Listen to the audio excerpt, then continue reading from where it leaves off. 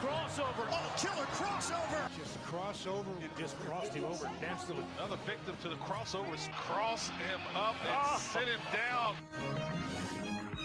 Crossovers powered by Everlevel Concrete Repair in Omaha at everlevelconcrete.com. Hello, people. Hi, Michael. What's up? Why is John in the dark? You have any lights? Saving power? Oh, okay. I see a Schwartz is as big as mine. Oh, there we go. That's better when it's like that. There's been a trend on Reddit lately where people have been doing the DIY lightsabers by going to a hardware store and putting all this stuff together. They've just been flooding it with Reddit, and I've always wanted to do it. I remember when the episode 3 came out, there was instructions on the internet on how to build a lightsaber by going to Lowe's or whatever, and I thought about doing it, and I just never did. Nothing's stopping you. I know, except for I don't know how to do things like that. Just twist. Stick it in. John, you took the boys to Disneyland, right? Did you guys do the build the lightsaber thing? Yeah, that was the most fun I've ever had among 150 other men, all fighting to build a lightsaber. It was incredible. Did you do it or just the boys? No, I went in. So the boys were really little, and they were probably too little to be in that group with that many people. And so I went in and made the first one for Miles. I came out, my wife's like, you got to go back in there and make the second one for Logan. I was like, I can't go back in there.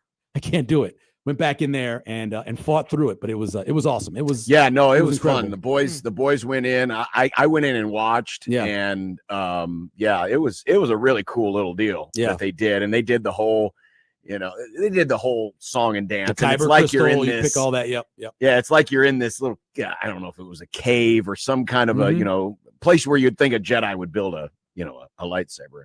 That was an add-on, right, John? Like when you go there, you have to pay extra to do the lightsaber. Yeah, we did the whole thing. It was a good amount, wasn't it? It was. It wasn't that because we also got to go. They had the presentation, right? So you had Vader there, they had the troopers there, and everybody there. Cool. And then your kid lines up, and Miles lined up, and they give you the robe, and then he got picked to go up on the stage. And he got to do the force push thing, and the stormtrooper fell to the ground, and then Vader came up to him and he goes, "The force is strong in you," or whatever. And it was awesome. We were sitting there crying like babies watching that. It was nuts. In the context of who Darth Vader is, that's a little messed up. That's like going to a theme park with Mr. H and he's surrounded by the Gestapo. I don't think we have a World War II theme park. Well, he's supposedly but I'm saying it's the had been equivalent. Redeemed, though. He'd been redeemed at that point, so I don't believe in it. Mr. H had been redeemed. I don't, not Mr. H. I don't believe in the redemption of Vader, but some people do. We don't know that he did. Yeah, how many people was Vader responsible for murdering? Well, just children alone. There were over 400 kids. He killed all the younglings. The younglings, not just the men, but the women and the children. Are we blaming him for like Alderaan, like planets? Like, what do we do with that? No, Alderaan's not his fault. That's Tarkin. That's Tarkin. Yeah, I would say that though, if you go back and look and you do this retro and look at it, all the people between him and all of the inquisitors killed. Yeah. He should get credit for all the inquisitors because everybody they killed, and they what's killed his number? Thousands. What do we? Okay, they killed thousands. Yikes! Tough luck. That's why I love that scene where he shows up in Rogue One so much, because at that point, Vader's kind of like a myth, right? Yep. Like people have kind of know about him, but they've never seen him. So then the second they see him, that's why everyone's freaking out and peeing their pants. Well, plus, after watching 4, 5, and 6, he's old. He's not moving very fast. Right. Yeah. And then he's Anakin. Down. So when you see like young Vader, like that's the first time that I think they've ever made Vader scary in live action. If you want to see him scary now, and I know it's animated, but the Darth Maul, the shadow thing they're doing, we just finished watching that. Yeah. He shows up in that. Yeah. And when it's scary, dude. Yeah. It's cartoon, but when he shows up, because the Inquisitors show up and you're like, oh, okay. But then Vader shows up and you're like, oh my goodness. It's on now. So, Michael, I like the idea of the Inquisitors, right? Yeah. But I cannot get past the point of they can fly by doing little helicopter lightsaber things. Yeah. That I can't handle that. Yeah, it's a little bit like Thor. Uh-huh. A little bit like Thor flying. Same thing. Doesn't the hammer just take him up? No, he spins the hammer. Oh, yeah. Spins the hammer. And then he follows it. They have double-bladed lightsabers, and they just middle, and it allows them to fly like a helicopter. Yeah, which is dumb. It's so dumb. Yeah, it's a. Well, yeah, as one who knows all about pronation and all that stuff with the wrist, how in the world do you? Well, you hold on the a middle. wheel. Yeah, it's on the wheel. I actually made one. Oh, of those. it's a wheel. Oh, we okay. have one of those at the house, just like that one. one. Carousel. Yeah. So you just hold it in the middle and it just goes around the side. Yeah. Also nice. Okay. Thank you, Nick. Yeah. Appreciate you. I enjoy all of those cartoons. The Tales of the Jedi, Tales of the Sith, and then Tales of the Dark Side, I think it was called. All of those are really good. Well done cartoons. I didn't realize they did so dang many. And what the great about it is that you learn the background. Yeah. On like Qui-Gon, you learn about him and you learn about why Dooku turned and a bunch of you learn about Ahsoka and her childhood. And it's a lot of good stuff. I assume that's all on the Disney. It is. It is. Disney It's Plus. all in the Disney. And being that I watched, I was saying this earlier in the show, Euphoria, which had a great last show. The last episode was a perfect finale. Perfect. Was there more season. Godzilla boobs? No, none of that. But it was a perfect series finale, like Cheers, perfect, right? And 3 other perfect ones: Andor, Great finale. Clones, and Rebels. All great. Those are all the perfect series finales. Series finale. Those 3 are the ones that I named. I named a bunch of them, but those are the ones that I was thinking of. You know, a lot of the drama ones, obviously. I mean, for me, Newhart. Yeah, we mentioned Newhart. Yep, Mm. Newhart. We also mentioned 6 Feet Under is outstanding. I never saw that one. Depends on which Never one saw you this like. show. What do you rather, Josh? Do you like the Sopranos kind of ending where there's questions, or do you like the Shawshank ending where everything's wrapped up? I'm good with honestly both. Okay. I'm totally. So it just depends on the show. I like the Sopranos ending. Me too. And I like the Shawshank ending. Okay. I never watched 6 Feet Under, but I have seen like the montage that they finished the show with. Yes. Very, very good, I think. Yeah, it does. But Pretty that's emotional. what in Euphoria did the same thing. It like wrapped the show up Yeah. perfectly. Well, I with thought the Breaking theme. Bad did a great job. It was like, And you want Saul. all the answers? Here Yeah. are all the answers to the end of Breaking Bad. Now, not all the answers, because then they made El Camino. Yeah. That's true. I guess we didn't know exactly. Yeah, what we was did get happening El with Jesse. Camino. We got a little bit more after that. But Yeah. Saul did. I thought Saul was a Mhm. great ending. Yep. the way they Saul set was it a good ending. Yeah. Man, good shows. A lot of good shows. Yep. A lot of bad endings, a lot of good endings. So. Mhm, for sure. Buffy the Vampire Slayer, great series finale too. Never saw that one. Outstanding.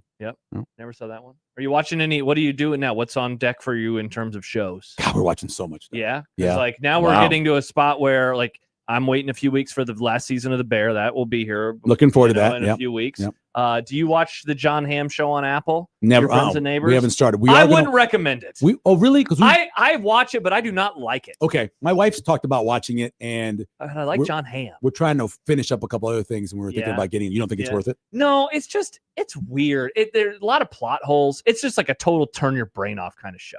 Hmm. But like those are fine, I guess, from time to time. I'm trying to think of what else I'm watching. I'm watching right now. The Night Agent. I'm finishing up on that, catching up on that third season. Are you watching Widow's Bay, also on Apple, Never the heard of horror that. comedy show? Haven't heard of that. Did you watch The Americans? Of course. Okay, the main Perfect guy from ending, by the way. Yeah, very Perfect good. series The finale. main guy from The Americans. It's like this weird horror comedy Oh. set on an island on somewhere on the East Coast that is haunted. I saw the It's trailer pretty for that. funny. He's in the water, Yep. and he looks, and something pops out of the water. I saw a trailer. I recommend it. It's pretty Okay. good. can watch forget. it. Do you Can't watch like that with the horror? wife. You I like- love horror. My Okay. wife can't watch Now, it. have you seen the new horror movies that are sweeping the country? Have you seen Oh, Obsession? I've not. or No. Backrooms. That's the Room one, right? Backrooms is Yeah. and then Obsession is one we were talking about. Was that yesterday, Nick? Mhm. Where this guy has a wish, he breaks this thing to set the wish, and it's I wish she The loved me wishbone.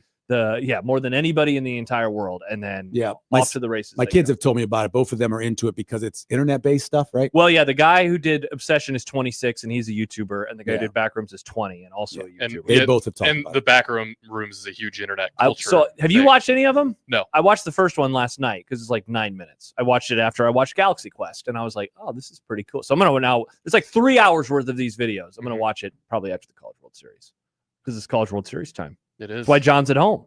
Everybody's Why I'm here. asking, "Where's John? Why is John gone?" John's I'm getting not. ready. John, well, no. Why is I don't John watch gone new from the shows. That's studio? why I'm not in the conversation. That's true. That's true. I watched The End of the Boys. That's about as new as I'm I at. watched The End of the Boys. I watched the whole Boys and the end of the Boys, which is fun. I still haven't seen it. I'm 4 episodes away. Yeah, It really, it's Four fun. episodes really away makes for a me. month. The End of the Boys really makes me wish cast. Oh, does it? Yeah. Interesting. Sam writes, many agree The Americans has the best ending. There you go, It's Michael. great. It's great. I should watch that. That's been on my list forever. I remember it seeing the streaming somewhere? advertisements. For That's your Shawshank ending. Yeah. Where you get everything. I remember seeing advertisements, and I just never got to watch because it was It's that on an Di- FX show. Yes, it's Yeah. on Disney Plus and or Hulu. Okay. Whatever one you have there. There you go. American's good. I watched that series finale with my parents. It was a show that towards the end, probably second or third last. You're like, how are they going to? I know. Yeah, you still didn't realize how they're going to. Such a great premise too. Just an awesome premise, for a whole show. It was a great show because that was based on real things. I remember like 2 or 3 seasons into the show, there was an article that I read. It was like, here is a couple just like the one in The Americans. John, do you know what The Americans is about? I've heard of it, but KGB agents who are pretending to be Americans, which really happened throughout the United States for about 50 years. Didn't know each other. Still happening now. Probably the KGB put them together. They had to then pretend to be American. Nice. They had to pretend to be they had kids, and their kids didn't know about them. Yeah. God, that was a good show. It was a great show. That was also the plot of the Black Widow movie. Yes, exactly. Yep, same thing. There you go. Good movie. Although I believe the older kid knew. Yeah. Scarlett knew, right? Because she knew the packages were empty in the pictures. Yeah. Awesome. John, what do you have to say? What are you watching, John? Mexico hat, watching baseball. He's just watching baseball. I'm watching baseball. That's what I'm watching. Is that on now? Yeah, it's been on. I'd switch it off of the West Virginia game.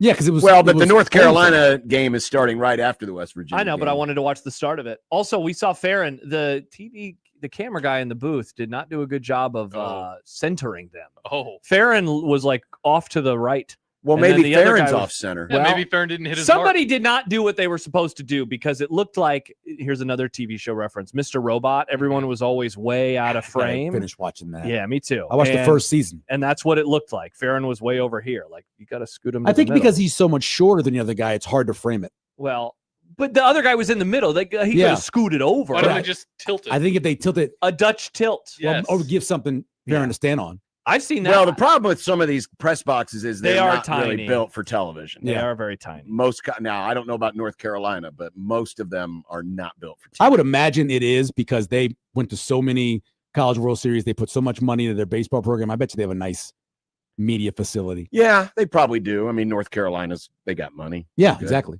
Yeah. But a lot of these, I'm still trying to think back to when Nebraska played at Buck Belzer and how terrible that was. The stories you guys tell about, and then they would have the football team would practice over there occasionally and tear the field or just leave stuff behind like mouthpieces. There were mouthpieces in the grass and everything because it was. I mean, there were other fields out there, but they used the entire outfield for football practice, and it got torn to crap. Which is why the place never had a warning track. Because it was first and foremost a football practice field. They never put a warning track out there. And it was obviously, baseball wasn't a big priority back then, but they were still fun days. Well, I listened to some. I remember we were doing a bunch of. I don't remember who was leaving. Somebody, or maybe you were coming over to the show from Lincoln, and I put together like your greatest calls, and you had a call or you were on a call for like the ending of a super regional or something like that. Remember this? So like, wait, when John he joined the zone? Yeah, when he was joining Unsportsmanlike Conduct, somebody sent me a whole bunch of calls that John had made, and I swore one of them was a final out at Buck Belzer. Was that true? We were talking about this on. I did lots of games. Yeah. And Will Bolt made the catch, right? Yeah, that was Gary. Gary was on the call for that one. I was in the booth, but Gary was on the call for that. Okay, got it. Yeah, they showed the highlight of that last week. He made the final out of their first College World Series appearance. Okay, right, John? He made the catch to send him to the CWS. Yes, he made the catch at the end of the Rice game to send him to the Supers. Nice. Somewhere that audio is out there somewhere. Probably saved in one of my sound. I was looking for all my 2001 stuff, and of course, and it's all saved on mini discs. Yeah. The case was there, but the disc was missing, and I'm really upset. Oh, that sucks. So it's around here somewhere. First Nebraska baseball game I ever went to was a regional. I think it's a regional. And Lacey hit that home run to left field. And it almost hit Chris because we're sitting in the berm. Yeah. And was that 05? I think it's 05 or was it 02? Because you got here in 2002. I got here in 2002, yeah. Yeah. It might have been 2002. I thought Lacey was on the 05 team. Was he on the 02 team? All I remember is the place was packed. Like there was no place. And we're sitting out there in the berm and people are shoulder to shoulder in the berm. And the ball's coming and I'm trying to get her attention. But of course, she's having a conversation with somebody next to her. And I'm like, the ball's coming. And then it almost hit her and she blamed me. Even though I was trying to tell her. Yeah. Yeah, 2002. Yeah. Yeah, that was great. That was the first I think it might have been the first Nebraska sporting event I went to since the Louisiana Tech game in '98. Wow. Yeah. And I forget when you were at that game, you were a camera guy, right? I had a camera with me. I did some sideline stuff. It was my last official duty working in Monroe, covering Louisiana Tech. Exactly. Before you went to New Mexico? Before I left to go to Albuquerque. Man. I was dating Chris at the time, and we parked in East Stadium, right up against the building, basically. Wow. And she was like, "Oh my God, I've never been," because her dad parked all the way by the baseball, by the baseball field or whatever. And so she was so excited that we had to close parking. And halftime, I was standing there. Troy Edwards comes out, and I said, "Troy, I thought you told me you were going to light him up." And he goes, "You just wait." Second half. And then he did. And he did. And he did. It was Wow. very funny. Yeah. That was a really warm day, was it not? Very hot day. So hot. Yeah. That 3 people in the section where my wife and her dad, my girlfriend then sitting, got carried off. Yeah. Got carried off with stretchers. You could watch them coming out of North Stadium. Yeah. And I was thinking, Gotta it's not stay even that hydrated. hot. It's not even that hot. Yeah. For me, coming from Monroe, wasn't that hot. Right. But it was easy peasy. Yeah, it was like a 6.5 on the Louisiana scale. We didn't hydrate very well as a society. No, they did, but it was with beer, which didn't help. Right. Yes. And Like remember, now, everybody always remember has one of these in their hand. Over the last 10 years. Yeah, we've definitely. all And remember, in gotten South better. Stadium, you can't hydrate because it's illegal. That's Yeah, true. I yep. feel like radio people were ready for the water bottle boom more than anybody. We already were doing it. We were already You had drinking to. water all Yeah. the time. Right. Yeah. You had Make sure to. you have the lubricated throat neck. It's true. It's very important. We had to do that. Yeah. Yep. That was I love it. really, it was I've been in really radio hot. for 10 years now. Mm. Maybe I started it. Maybe you did. start. It was really hot, but there was a point like, I don't know, 1:30 or something where it was over the top hot. It's hot. Wet You're bulb? sweating. And all of a sudden it just hit a spot where you're like, okay, this is too hot to be playing football. Yeah. Because Right. it was August, I believe it was August 31st. It was the very end. It of was the month. first game. It was August 31st, game. I think. Yeah. And of course you had number 17 who was chasing around Troy Edwards and a bunch of other people. August 29th, August 29th. okay. 3 o'clock on FSN. Yeah. You can- Fox Sports Net. There's a way to look up the temperature that day. Yeah, it's There's on the the box historical- score. It's on the. I remember looking it up before, and it wasn't as hot as I remembered it being. It was one of those. It felt hotter, Well, but they didn't put it. So I Well, remember it was really humid. Yeah, they the didn't other put it one down. like that, Michael, is the Big 12 championship in 2006. The like, cold thing.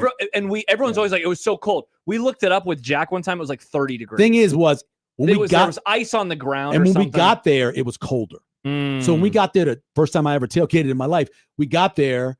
Everybody from the message board at like I want to say 2 o'clock or 1 o'clock in the afternoon, and we couldn't even get the grill going because it was so cold.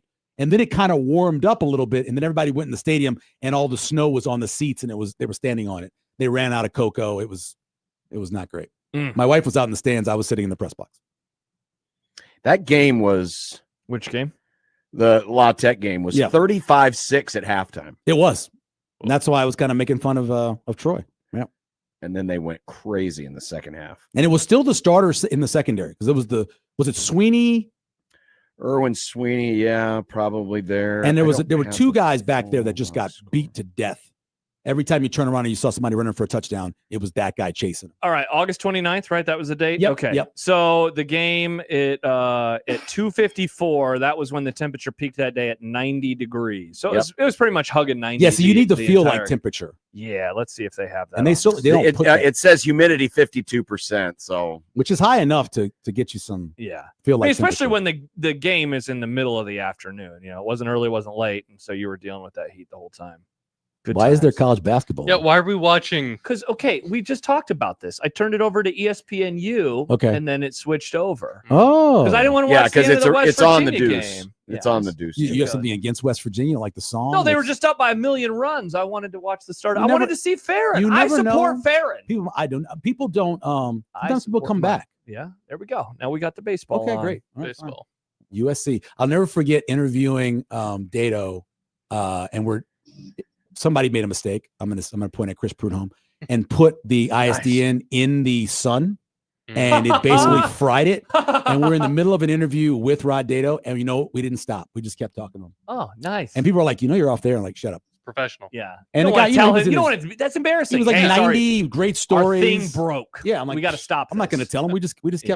kept Blow interviewing him. through Just it. kept going. It was great. It would be Didn't nice. care. The guy had the great cane with the baseball on the top. Yeah. And on the side of it, it had all of the USC appearances at the College World Series. I think I told this story on the air recently. My parents met him at the 2001 World Series, the last time USC was here, and they got his autograph on something. And so I think they still have it somewhere. He came every year until he passed away. Yeah, he was a regular. He never missed it. It was him and the Grambling coach and 3 or 4 other guys that all kind of sat in that front row, same spot. You could see him every College World Series.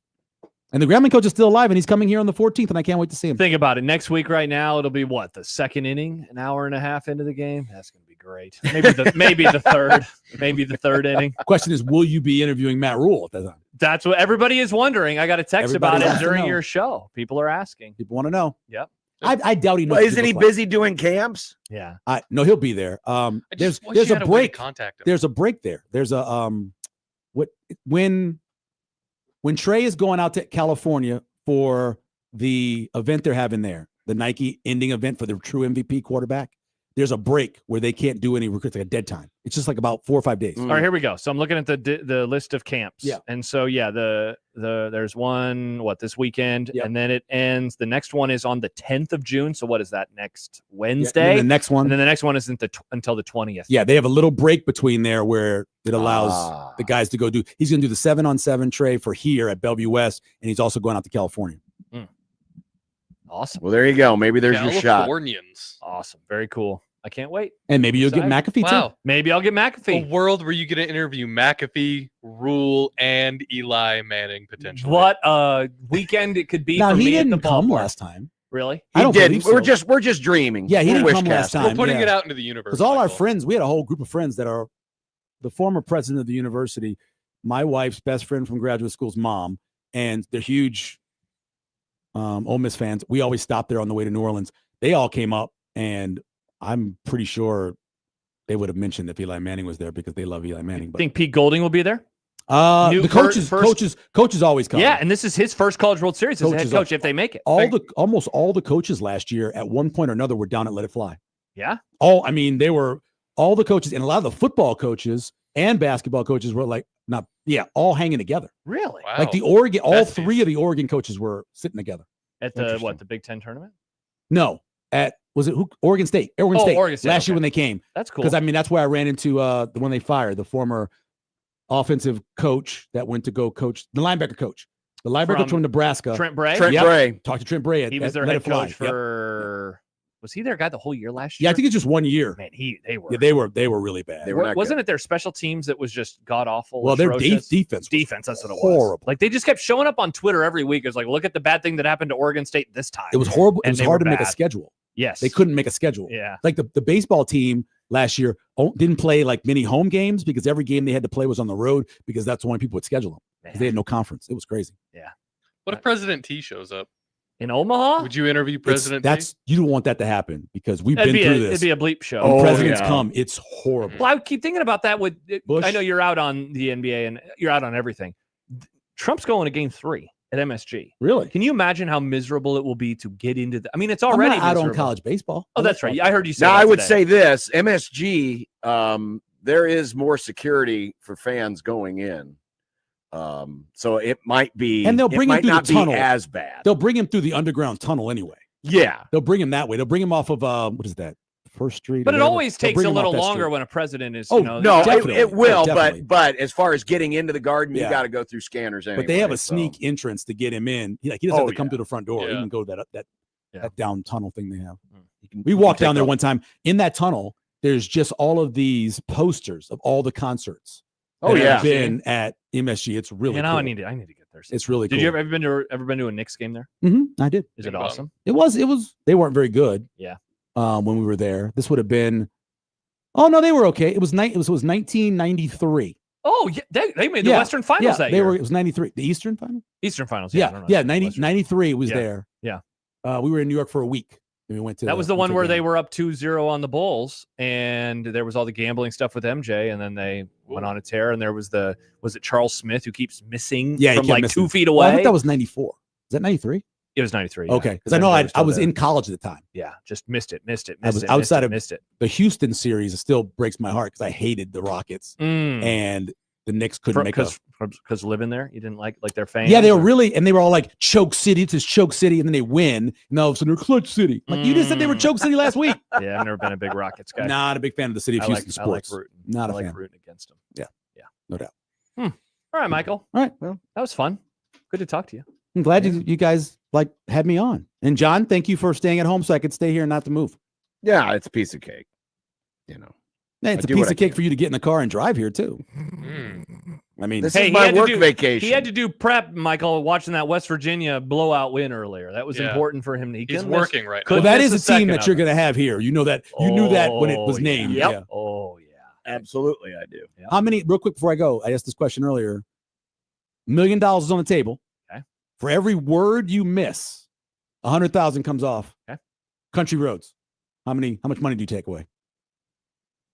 It's one of the most sang songs. Wait, so I have to sing the whole song? Yeah. Well, I have to try. You have to read. Yeah, you have to. Sing it. You can just sing along with it.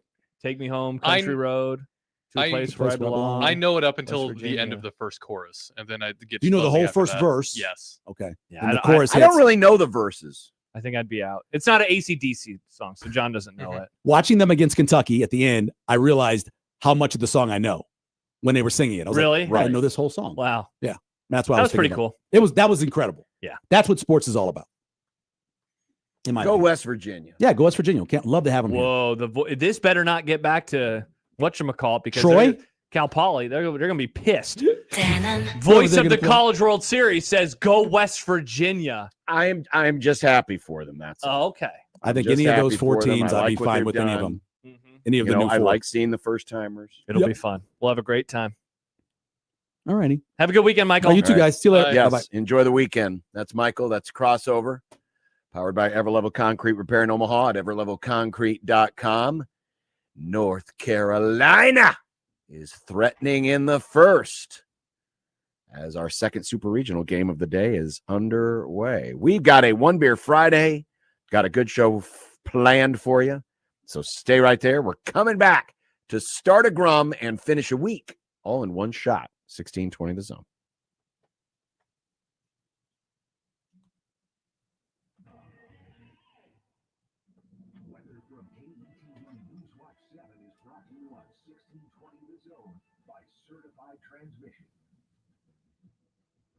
Mostly to partly cloudy skies for your Friday afternoon. Very warm and muggy. High today of 88 in Omaha, feeling like 93. Chances for a few sprinkles, but increasing chance for storms after 8 p.m. Isolated severe weather possible with some flooding also possible. A low of 67. I'm meteorologist Caitlin Harvey with KTV Newswatch 7. 1620 The Zone's Unsportsmanlike Conduct, brought to you by a great friend of the program, Union Bank and Trust. Hey neighbor, oh my gosh, is your energy bill sky high again too? Not anymore. My old windows were so leaky, it was as if I had a window open while my AC was running. So I replaced them with Champion Windows. Champion Windows? People like them? Like them. I love them. And they're guaranteed for a lifetime. They made the whole process easy. I just went online and booked my free estimate all by myself. And I got a great deal where I can buy 2 replacement windows and get 2 free. A lifetime guarantee and buy 2 windows and get 2 free? Does that mean if I need 8 windows, I can buy 4 and get 4 free? Sure does. What if I buy 6? Do I get 6 free? Yep. Or if I get 10 windows, do I get 10 free? Just call Champion Windows already. If your windows are drafty, ugly, or broken, now is the best time to replace your home's windows with new Champion Windows. Book your free estimate online at championsavenow.com or call 877-GO-CHAMPION right now. All discounts apply to regular prices. Select styles apply. Minimum purchase required. Not comply with other advertising.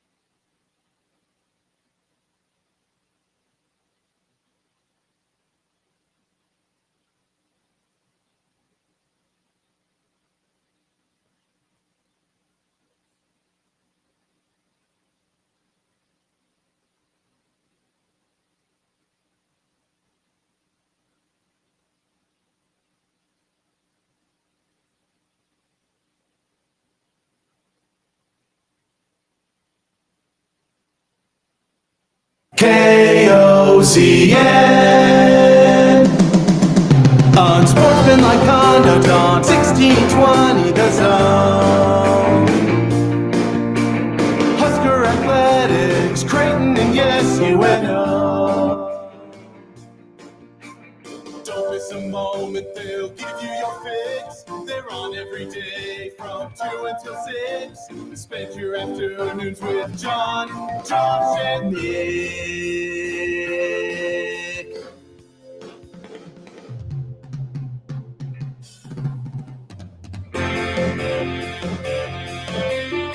John, Josh, and Nick. They'll show you what sports talk really is. Oh boy, here we go. Final day of the week. And we're getting ready for the College World Series. God, What will you be doing? it's already here. It is already here. Unsportsmanlike conduct on 1620 The Zone. Husker Athletics, Creighton, and yes, UNO. It feels like it shouldn't be here yet. I know. It's flying by, man. Just feels so Doesn't early. feel like it should be here This yet. whole season is just flown on by.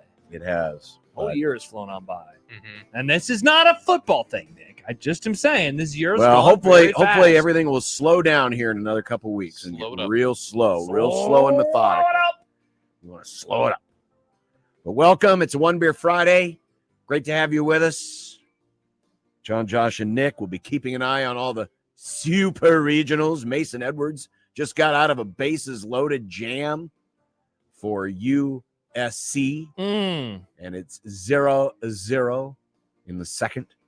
Meanwhile, West Virginia already won today over Cal Poly, so they're up 1-0. They have just one game left. How come there's What's wrong? there's like a look at that? There's like Oh. a goober on the end of my muff. Don't show us your muff, you're goober. You're the only one who uses that muff, I know. John. That's why I'm like, I wonder what that is. Anyway, Sometimes you accidentally hawk two on your own microphone, and so I'm guessing I must on that have. way. Yeah, that's. I must have. Sometimes I'll hopped do to that. I'll speak and I'll see the spit, and I'm like, crap, that's Yeah. embarrassing. I did it one time talking to Connor Happer. He was sitting across from the table, and suddenly he was like, did something just drip on me? And I was like, no, sorry, that was my spit. Mm. I Yeah. felt really bad. It I felt like a happens. huge jerk. Felt like a It huge jerk. happens. Sad Husker fan writes, NFL training camp is right around the corner. No, it's not. I didn't say it. He did. Don't get mad at me, Nick. Still so far away. Okay. The Grum Down. Grum down. It's not far away. It's already here. The Carolina Canes winning a walk-off. Is it still a walk-off in hockey? It's a skate off. A shot off? I mean, yes, I guess technically it would be a skate off, but you know, we like to cross the streams when it comes to our sports metaphors. let's call it you a know, slap off. We No, talk but Nick, about Like you know slap shot. But it's not home called run recruits. You know, That's right. home It's run not- balls in But in football. baseball, Nick, it's not called a hit off. It's called a walk off. yeah. called a walk So off. you're trying to imply or apply different things to it. It would be a skate off. Okay. Or we could just call it a walk off. Husker camp and visit season brings a surprise. Whoa, topic surprise. alert. John's talking recruiting today. What year is it? I know. Let's get Jeremy Crabtree on the show, John, and have our listeners pepper him with national recruiting. You got any questions. kids you want me to call for you guys? Wow, it could be like the old days. 100 days to college football. We'll be comparing pipelines. Man, this sucks. Another, I sent another Michael Severe entry into the another Michael Severe entry has hit the 100 days. amazing. So I sent John an idea for 100 days, and You did? I did Where? yesterday in our DMs. I said, "Here's an idea for 100 days," and it was a I didn't topic that I see thought it. John would love to do because it would allow him to make fun of college football. No, I Lost didn't the see it. I pipeline swear to measuring God. contest. Michael, you want to come back in and do that segment with John since this is your guys' conversation? Oh, you're and doing my- that thing again. No, mine I get did not ignored? see it. Is this the one? Where is it? I sent it yesterday. I said, I literally said 100 days question mark yesterday at 11:48 a.m. Thought it could have been awesome. Where is it? Where? It's literally yesterday. You don't have to scroll that far. Well, you know, I don't see the stupid I know, it's really triggering me. the John, dealio. John keeps sending me stuff, and I just I totally miss it. Same thing here. Yeah, well, we can do Michael's 100 days. That sounds awesome. I can't wait. No, don't worry. I'll save this one for next week when I'm doing the show with somebody else. Well, it'll be dated by then. Who will respond to my messages. I can't wait. I didn't see it. The message thing is busted. It really is. Another 100 days. Awesome. Worst to first. The Dolphins are going to win the Super Bowl this year? Is that what you're going to guarantee? Well, no, they weren't in worst last year. They weren't worse. Yeah. They weren't worse last year. No, they they're tried worse to be this worse, year. but remember, when you're in the same division with the Jets, it's hard to be the worst. But this year, the Dolphins will test that theory out, John, and they will succeed. Welcome to Miami, Arch Manning. They will very much succeed. Our movie club this week with Kent Wolgamont, Galaxy Quest. Nice. Hopefully, you were able to check that out at the library. Did you watch it on Canopy? Yeah. John, I was scrolling through last night just afterwards because there's a movie that I had been thinking of watching soon, and I was like, I think it might be on here. And I'm blown away. Everyone, if you are a citizen, you have access to the library. Get that library card and sign up for Canopy. It rocks. Well, I didn't use Canopy. It was easier just to rent it. I think our TV's too old. There's some apps that just won't get. Oh, bummer. Yeah, well, I recommend Canopy. It's pretty cool. You can't add apps? No, I can't. It's an old Samsung Smart TV. It's like a proto Smart TV. So there's some apps that just don't exist for it. Don't work with the TV. Yeah. Yeah. Super Friends Roundtable back in its normal time slot. 5:30, baby. 5:30. A simulcast with Jack Mitchell. Oh, we're going to be at 3 different places at one time. Whoa, that's true. It's crazy. It's the beauty of radio. Radio. Bear down, Hammond Bears. For real. I found out this news when I received a text message from our intrepid mover, Matt McMaster. And by the way, he put out a video of himself in the stairwell, and it's looking tough. But he broke the news to me when he texted, F the Bears. And so I thought, oh, wow, the Hammond situation must be going down. And sure enough, it is going down. It is going down. Who will be joining us at the Chuck next week? Apparently, Matt And Rule. it is a predictions and One Beer Friday. And today I'm going to be double fisting because I'm going to do a taste test One Beer Friday. Whoa. Interesting. Color me intrigued.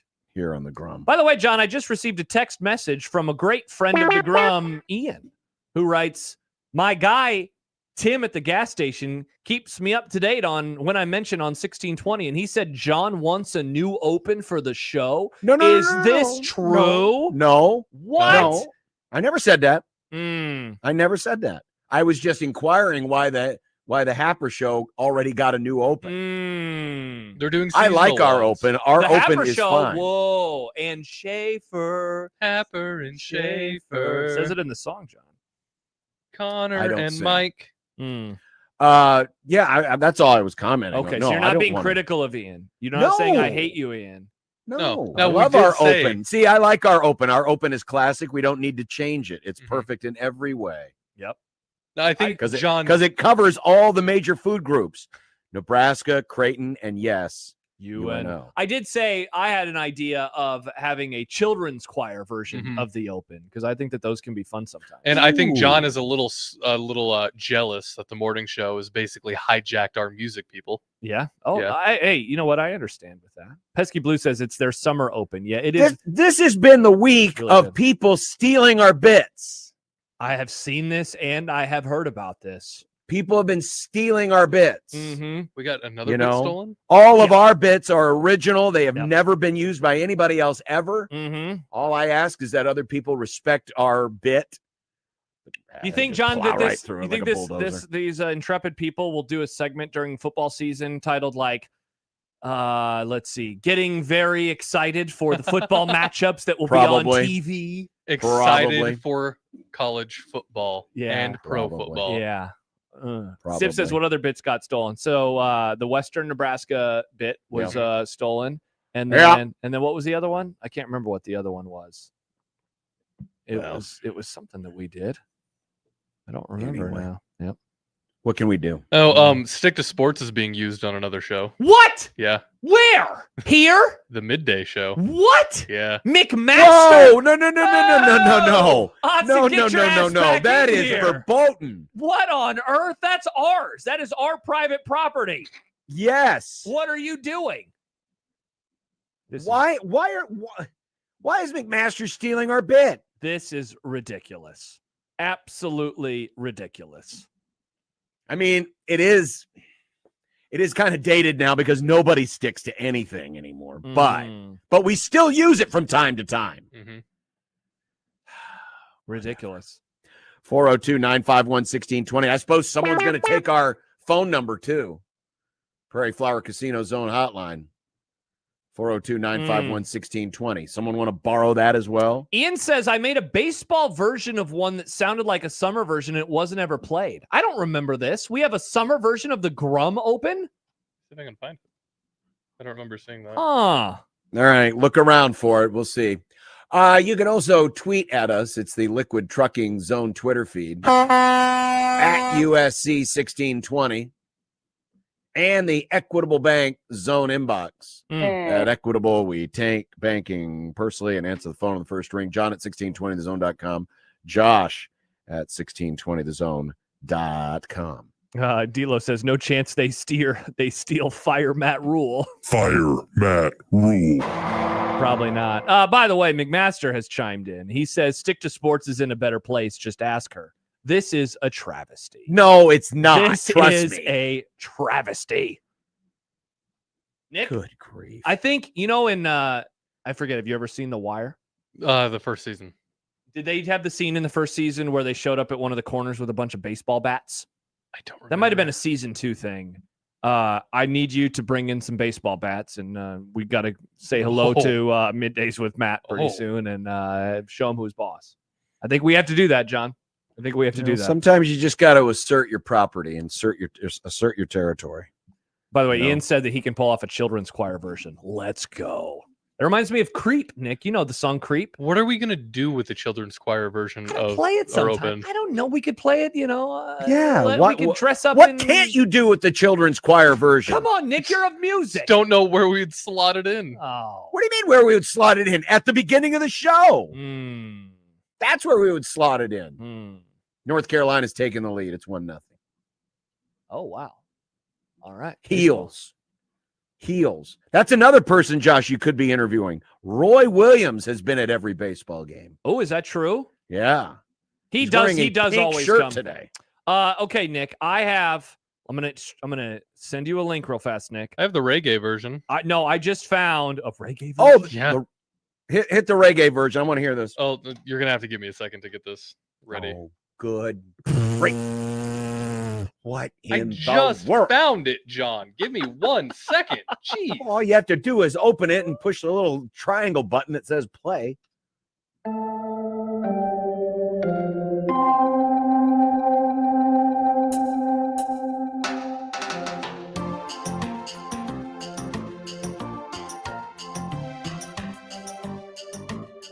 This is our summer open right here. I just sent Nick in the DMs in the group DM a 7th inning stretch version of the song. I've heard that one.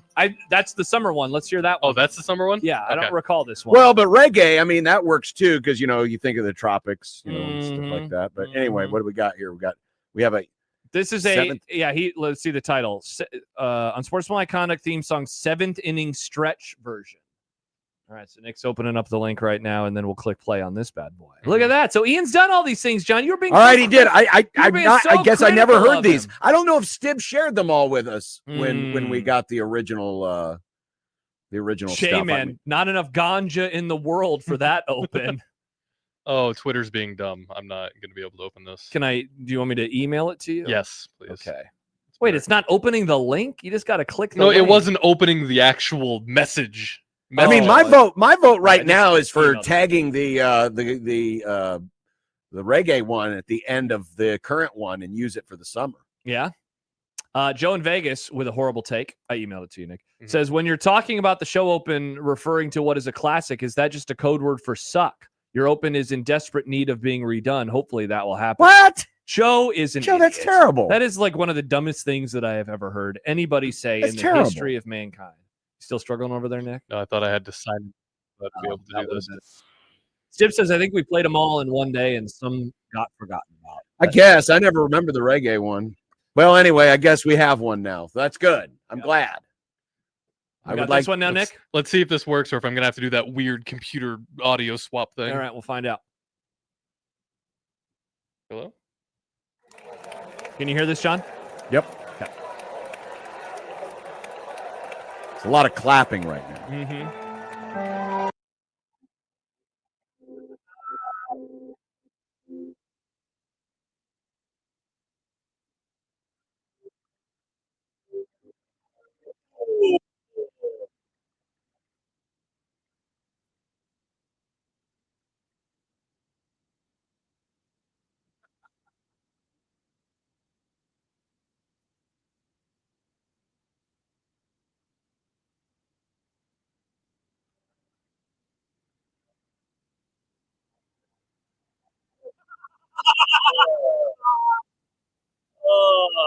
All right. That was good. I like that. All right, one. we've got options. Oh, bummer. The like YouTube this. folks couldn't hear that Yeah, one. I was afraid that Sorry was gonna about that. It was really good. Yeah. It was really good. It's the way the computers are wired for some reason. Yeah. It only Hopefully, works it on won't one be thing. that way when we move into our new studio. Oh, someday. John, that will be an awesome time when it happens, and it will be soon.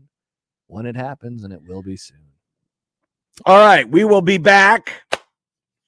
And coming up, a big surprise today happened with Nebraska football. A good one. Don't worry, it's a good one. And Matt Rule. Matt Rule said some things today. And there's a college football version of the game that we played yesterday. Oh, no. Yeah. We're not going to do this on the air again, are we? It actually is quicker than the other football. I did ones. notice that. It's very quick. It's very, very quick. But I think it does have a bug. Okay. I think it does have a bug. All of that and a whole lot more. Glad you could be with us today here on the program. Thanks for being here. We'll be back. It's Unsportsmanlike Conduct on 1620 The Zone.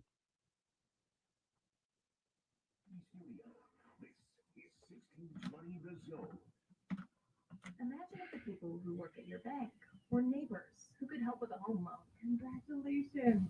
You're approved. Or friends who love to shop local. Have a good one. At UBT, who you work with matters just as much as what you're working toward. Hey, thanks for helping. That's why your money has more than a banker. It has people. Union Bank and Trust. Equal housing lender. Member FDIC.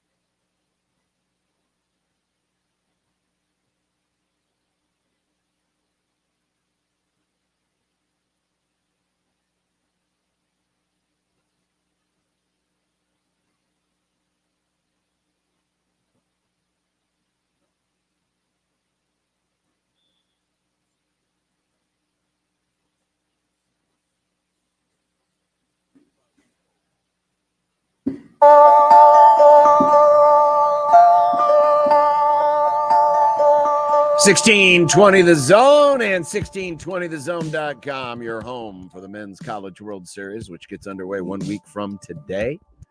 We'll have all the games, every game, right here, both in Omaha and in central Nebraska, with voices that you are sadly familiar with. Sadly.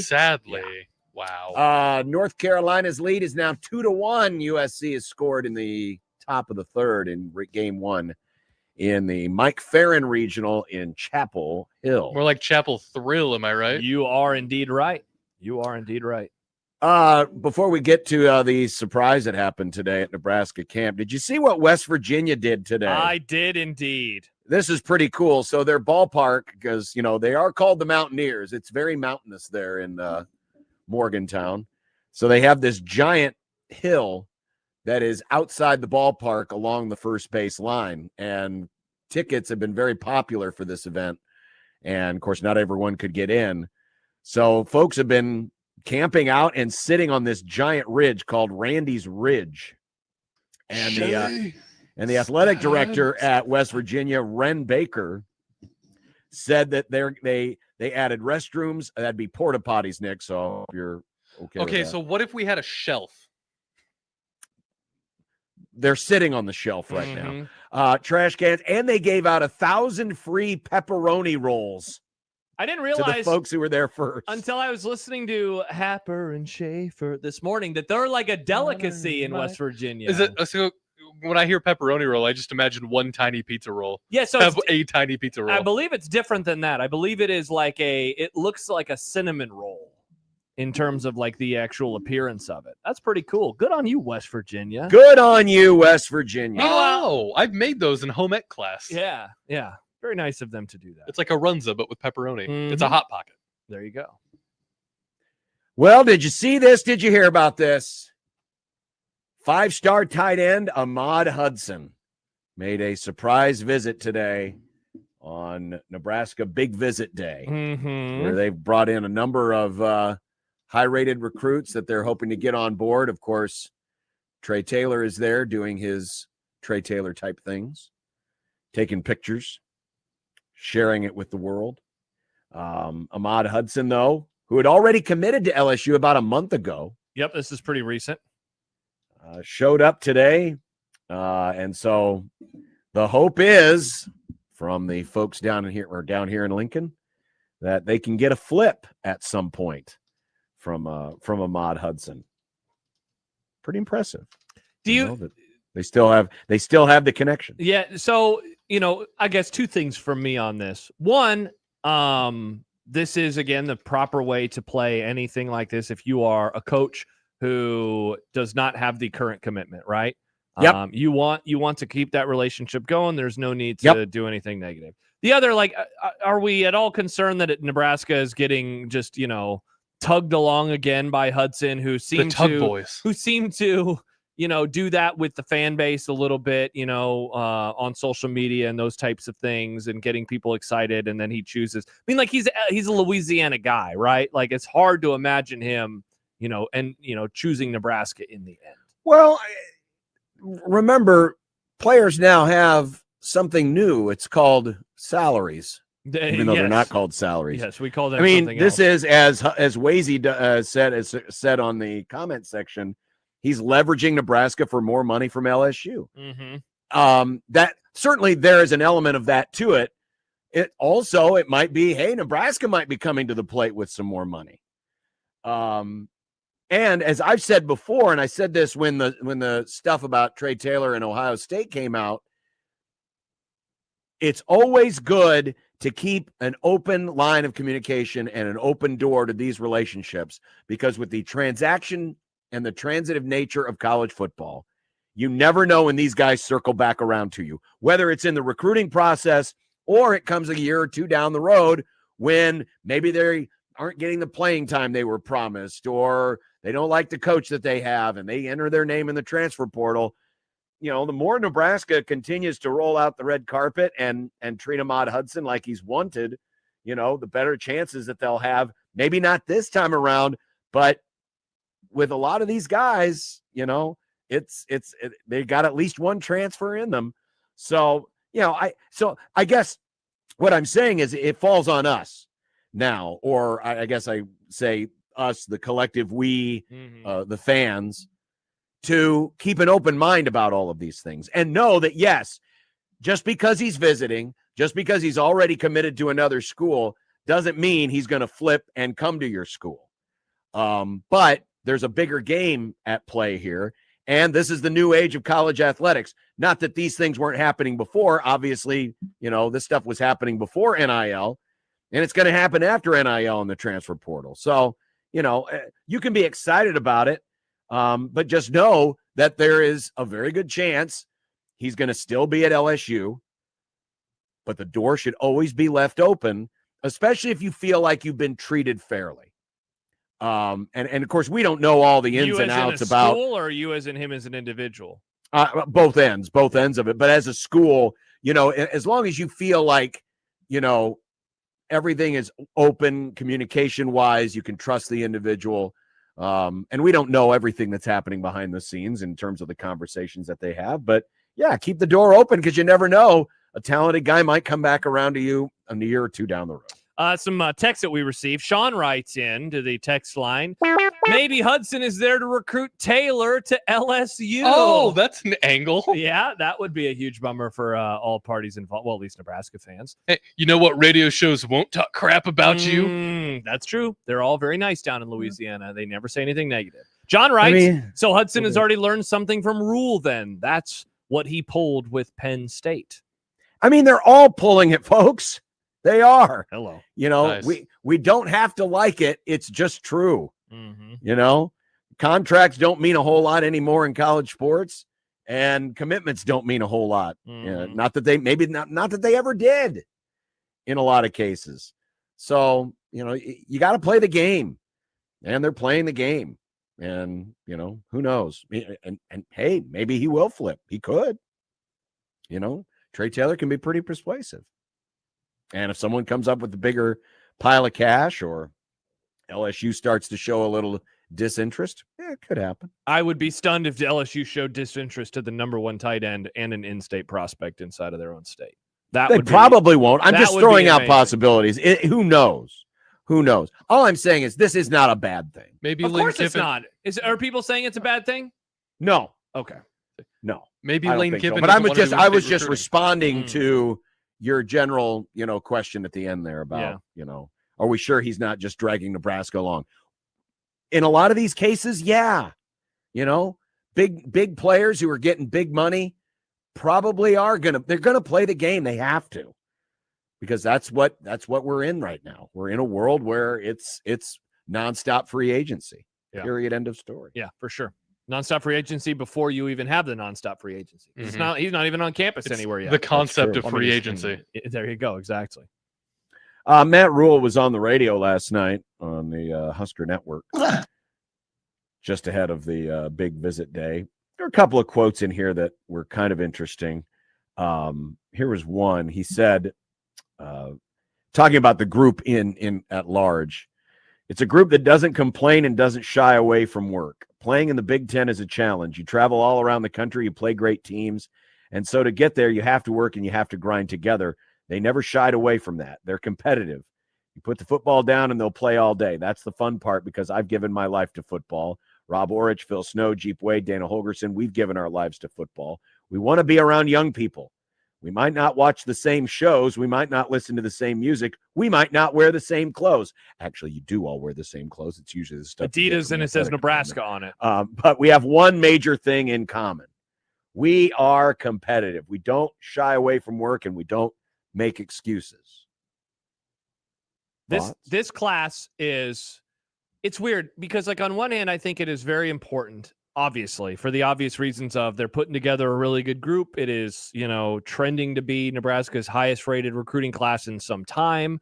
It has a 5-star quarterback. It looks really good. On the other hand, John, it's also so far into the Matt Rule era that it doesn't have that same kind of, at least I don't. I'll just use words to describe myself. I don't have the same kind of feelings about this group as I do the famed 05 class for Nebraska, which was after, Bill Callahan's first year with the program. I'm trying to think of some other really impactful ones along the way. It doesn't have that for me. So it's almost like they got to They got to get through this year where the class can stay intact at a really, solid clip. And then you're still talking about how many years down the road before they're really, really impactful. So it's very unique, this group, and that it is not early in the era. 4 years will have been played. 4 years of football will have been played by a Matt Rule-led teams. I would say you're probably looking at year 6 of Matt Rule before this class really is able to have like a concept of impact. If that's year 6 bump. And what is that concept? Given that how much of that class is going to be around in 3 years? That's the unique challenge that Matt Rule faces, because it seems like at the beginning it was, we're going to build this thing the way I've always built it, through recruiting, through talent evaluation, through development, and then it morphed because they needed to use the portal more, and now they're kind of leaning back towards the original plan with an element of still using the transfer portal, and so they're still kind of wrestling with what it is they want to do. And I think at the end of the day, you got to have at least some semblance of a balance. You do need to get those players. You do need to recruit those high school kids who you think can be molded into something that, is the backbone of your culture, is the backbone of, your infrastructure. And while at the same time acknowledging, we might need a new left tackle, we might need a new tight end, we might need a new defensive end. So we got to use the portal to do that. I think it's always going to be a little bit of both. It's just, how successful are you in conveying the right message? And at the end of the day, how honest are you, and how much, can you be upfront in terms of, here's what we can pay you, here's what we can offer you. And I think the one thing that Nebraska still can't hang its hat on yet is turning guys out to the NFL. I think if that component got better, if everything else stayed the same, but that got better, I think that's when the plan starts to work, because then you've got proof of concept. And I'm not even talking about the wins and the losses. I think those things can run hand in hand. Definitely. You start to develop more NFL type players, you're probably going to win more football games. And so it's not a guarantee, but it's close. Yeah, if you're able to show a player, you're talking to a 17, 18-year-old about, hey, why should I come there? And you can throw out all the buzzwords, right? Culture. You can talk about the fan base. You can say, hey, you're going to be beloved. We have all these great things, training table, awesome facilities. All that is cool. Like, there's no doubt we're going to pay you. Like, all of that is great. But, the dream of so many of these guys, and certainly the guys that you're hoping to get in on, is going to be the next level. And if you can promise them, we can do as better or as good as anybody else around the country at setting you up for that, because we know how to do it, it would be massive. Like, I will use the ultimate example, of course, and that's Alabama under Nick Saban. The reports have always been like there was the Saban discount as NIL came on board, or even, in terms of the cheating under the table stuff back in the day. Why? Because if you went to Alabama, you would walk through the hallways and you would see photos and helmets of all these guys that were in the pros. And if your dream is getting to the pros, why wouldn't you want to go to the school where the head coach knows what it takes and can tell you what it takes? Because he can say, look, this guy's in the NFL now, and this guy's in the NFL, and this guy's at all of the positions too. It's not even just like, they were good at linebacker, or they were good at offensive line. No, they were good at everything.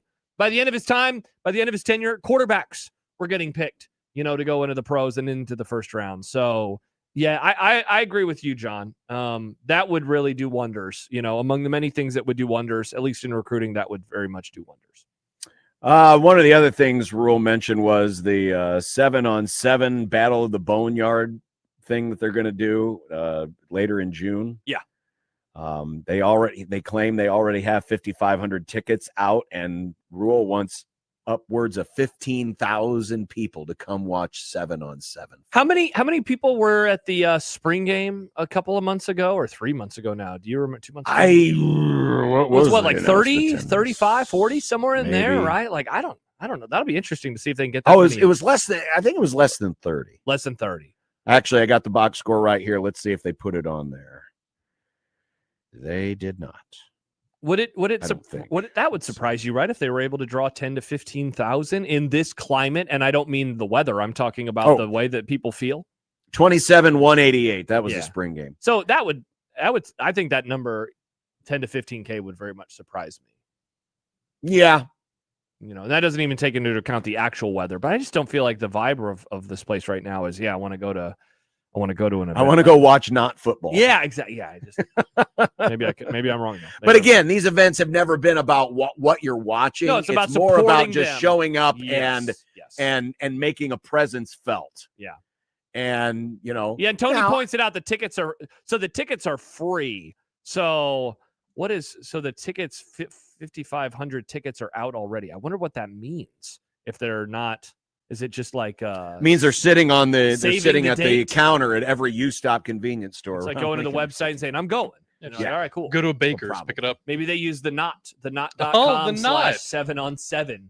They're like, yeah, I'll be there. Nice. You got to RSVP. Indeed. All right.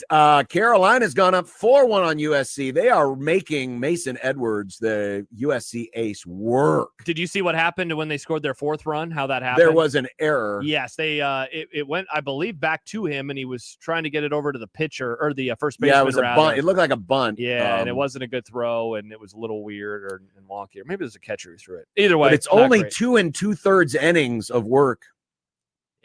And he's just thrown his 76th pitch, so he is not going to be long for this world. Even if he gets the ship righted, it's not going to be long for the world for USC's ace. So 4-1 North Carolina in the bottom of the third. It's the second super regional of the day. West Virginia already won their first game. I think it was 12-2 the final over Cal Poly. When we come back, got to update Josh on the hockey. The hockey was good, except for one poor bastard. Oh, okay. That and more as we continue on this One Beer Friday. It's John, Josh, and Nick on Sportsmanlike Conduct on 97.7 The Zone and 1620 The Zone.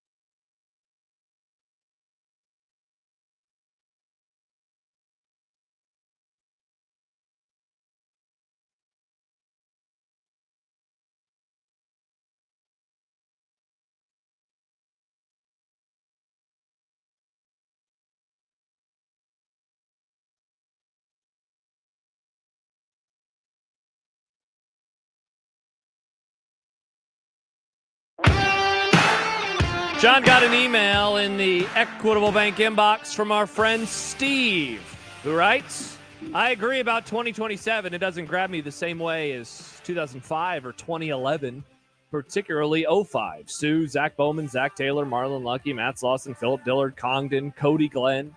God, that 05 class was really good.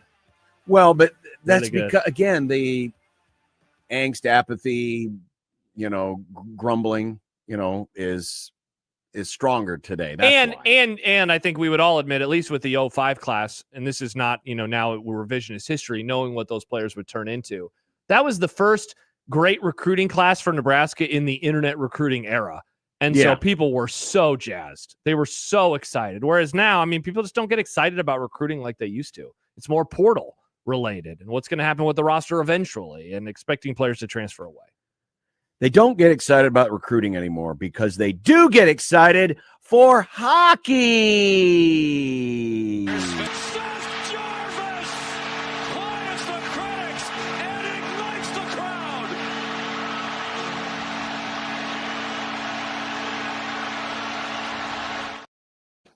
Boy, what timing there. He's talking about the perfect players here on the ice saying, man, they've been disappointing the folks. They're not getting the job done. And then boom.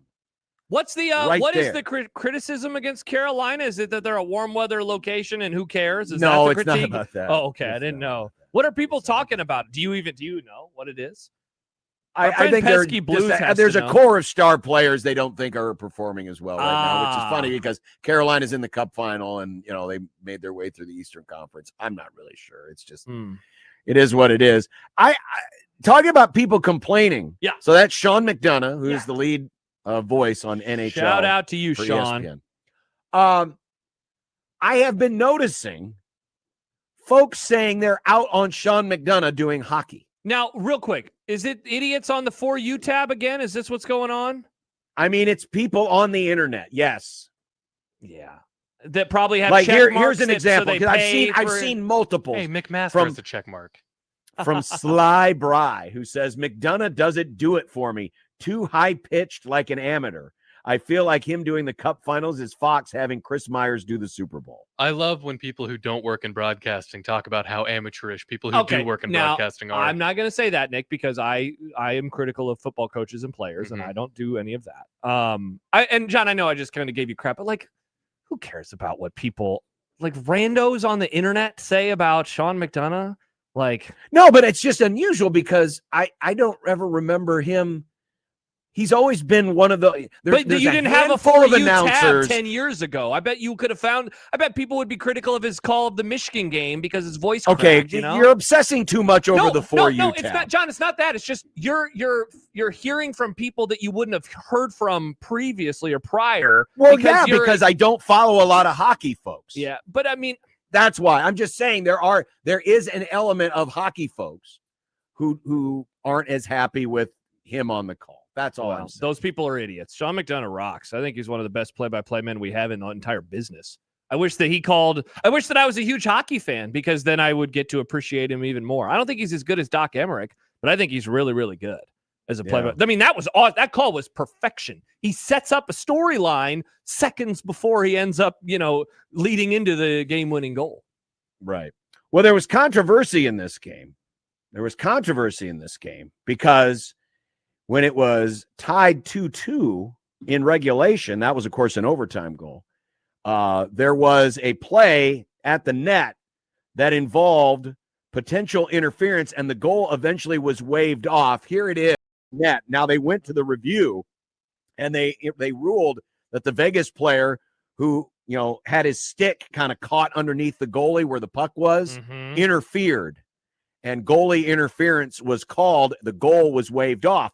In addition to the goal being waved off, because it was a Vegas challenge, they also got a penalty for delay of game. It led to a one-man advantage, and Carolina scored. So wait, what was the call? The call was goalie was interfering with the goalie. So the goal was waved off. And why was that controversial? I'm not going to pretend like I'm a huge hockey guy. I thought that you were not allowed to touch the goalie like that. That seems like an open and shut case, right? Well, his stick was kind of stuck.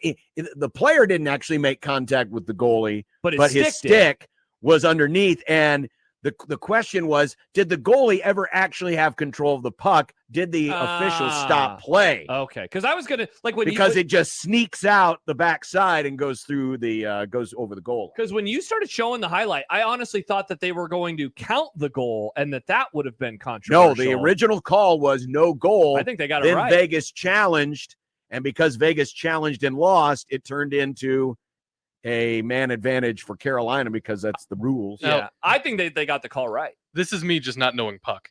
Yeah. I agree with the call being right. I didn't know you could go around and hit it from the back like that. Mm-hmm. That feels like you'd get kind of a leverage advantage, even if you're on the other side of the line. You're talking about like skill, like you didn't realize that they could do it. No, I'm not. No, I didn't realize it was legal to do. Like I didn't know you could go behind the net and then because obviously the line's there. Oh, of course, you could go of course you got to. Oh, wow, so you really haven't watched hockey then? Yeah, really. Yeah. Oh yeah. Yeah. Oh yeah, of course you can. I just figured you couldn't go behind the net because that's what the lines were for. It's no, there is no out of bounds, and the only out of bounds is when the puck goes into the crowd. Mm-hmm. Yep. Otherwise, there is no out of bounds really in hockey. Today I learned about hockey. There you go, teaching Nick puck. What did you think, John? Did you think that they got that call right, or did you think they got it wrong? It's close to me because I don't know if the official. I mean, according to the folks who much more tuned into the game than I am, it should have. It was the right call. But I don't know if he ever actually controlled the puck. And it was just kind of loose underneath his, I guess, basically his stomach area, and it just snuck out the backside. But what you don't see is, how much the stick being under there influenced whatever happened. Mm-hmm. So to me, it's close. This, though, was not close. Is this more hockey? Oh, yeah. Man, we didn't do this yesterday for the NBA. This is garbage. But there was exciting I want highlights for the NBA next time. Well, what? When stuff like this happens, this is Braden McNabb of the Vegas Knights. Watch the puck. I did hear about this. Bam! That's not where that goes. Man, if I was a professional hockey player, I would not wear a helmet like that. I would have one that would cover my whole face. I'm not. Yeah, because the visor basically covers down to maybe like the bridge of the nose, right? It covers the eyes. The puck actually hits the bottom of that covering. Ouch. Still caught him in the face. 87 miles an hour. Yeah. And Braden McNabb could not finish the game. I have not heard anything yet as far as what his injury might be. Ouchies. But some people were speculating he could have suffered some broken bones. I understand why hockey players don't have teeth. Yeah. Oh, yeah. It makes very much sense. Nick, we need, before we go to break, a sports flash. Sports flash. Time for an unsportsmanlike conduct sports flash update. Sports flash. From the Sports Flash Sports Desk. I told you, I'm not watching the Cubs anymore. I don't want to hear about the fact that they're winning 6-0. They won last night, John. But they're losing today. This just announced by Nebraska softball. Jordy Fromm is joining the coaching staff. Oh. Yeah. Sports flash. John is rendered speechless by this news. Clearly. Well, I'm looking it up here. Sports flash. I wonder if they're not going to have her be the pitching coach, are they? They have a story that's attached to it. Sports flash. It just says she's joining the coaching staff. Okay. Sports flash. So it's like, as far as it says, Fromm will be involved with a variety of coaching roles. It would be very awkward, not that she couldn't do it, to have never have coached before take over your pitching staff, even though she obviously is a very accomplished pitcher. Mm-hmm. But, well, that went quick. Yeah, very fast. I can't remember the last time a college player played their last game and then immediately got hired onto the staff this quickly. I mean, it hasn't even been a week since the College World Series ended for Nebraska. I'm trying to remember. There is a coach. I think it is the North Carolina lacrosse coach, the women's lacrosse. Was it soccer? Is that what I'm trying to find it? Who her career finished, and then she became the coach. Yeah. And is like a national championship level coach immediately. That's incredible. Yeah, head coach, not even like assistant. Is that what it is, John? Is she the soccer coach? No, you might be right. It might have been lacrosse. It might have been lacrosse. That I think about it. Like, just ridiculous That's how fast. insane. Yeah. Or was it Cal? Is it North Carolina? Was it Cal? Because I'm trying to find it. North Carolina sounds right. College coach. Nah, I don't even know what to Google for that one. But yeah, pretty. But you're right, John. Like normally, of course, in football, you have to be a GA first. You have to really, pay your dues before. And this sounds like she's a member of the full-time coaching staff. Yes. So this isn't like like a GA. This sounds like she's actually going to be one of the full-time assistants. And of course, Lori Sipple, the longtime pitching coach, retired earlier this week. Not related to Sip. Nope. Yeah. Spelled different. Not related to that Sipple. So there you go, Jody Fromm. Yeah. Congrats. She's got a job already. Well, That's she awesome. needs a job. She's going to have another mouth to feed. That's true. Mm-hmm. That's true. Congrats on the child. And the job. Wow. Things are turning up, Jordy. Big year for the Fromms. Mm-hmm. Very big. Very big indeed. All right, coming up next, it's 100 days to the NFL. Awesome. Depending on how much time we have, it might be twofold because we have a little something from our good friend Aaron Schatz, but got to make fun of the Bears. Yep. Got to make fun of the Bears. The Gare Bears. After this on 1620 The Zone.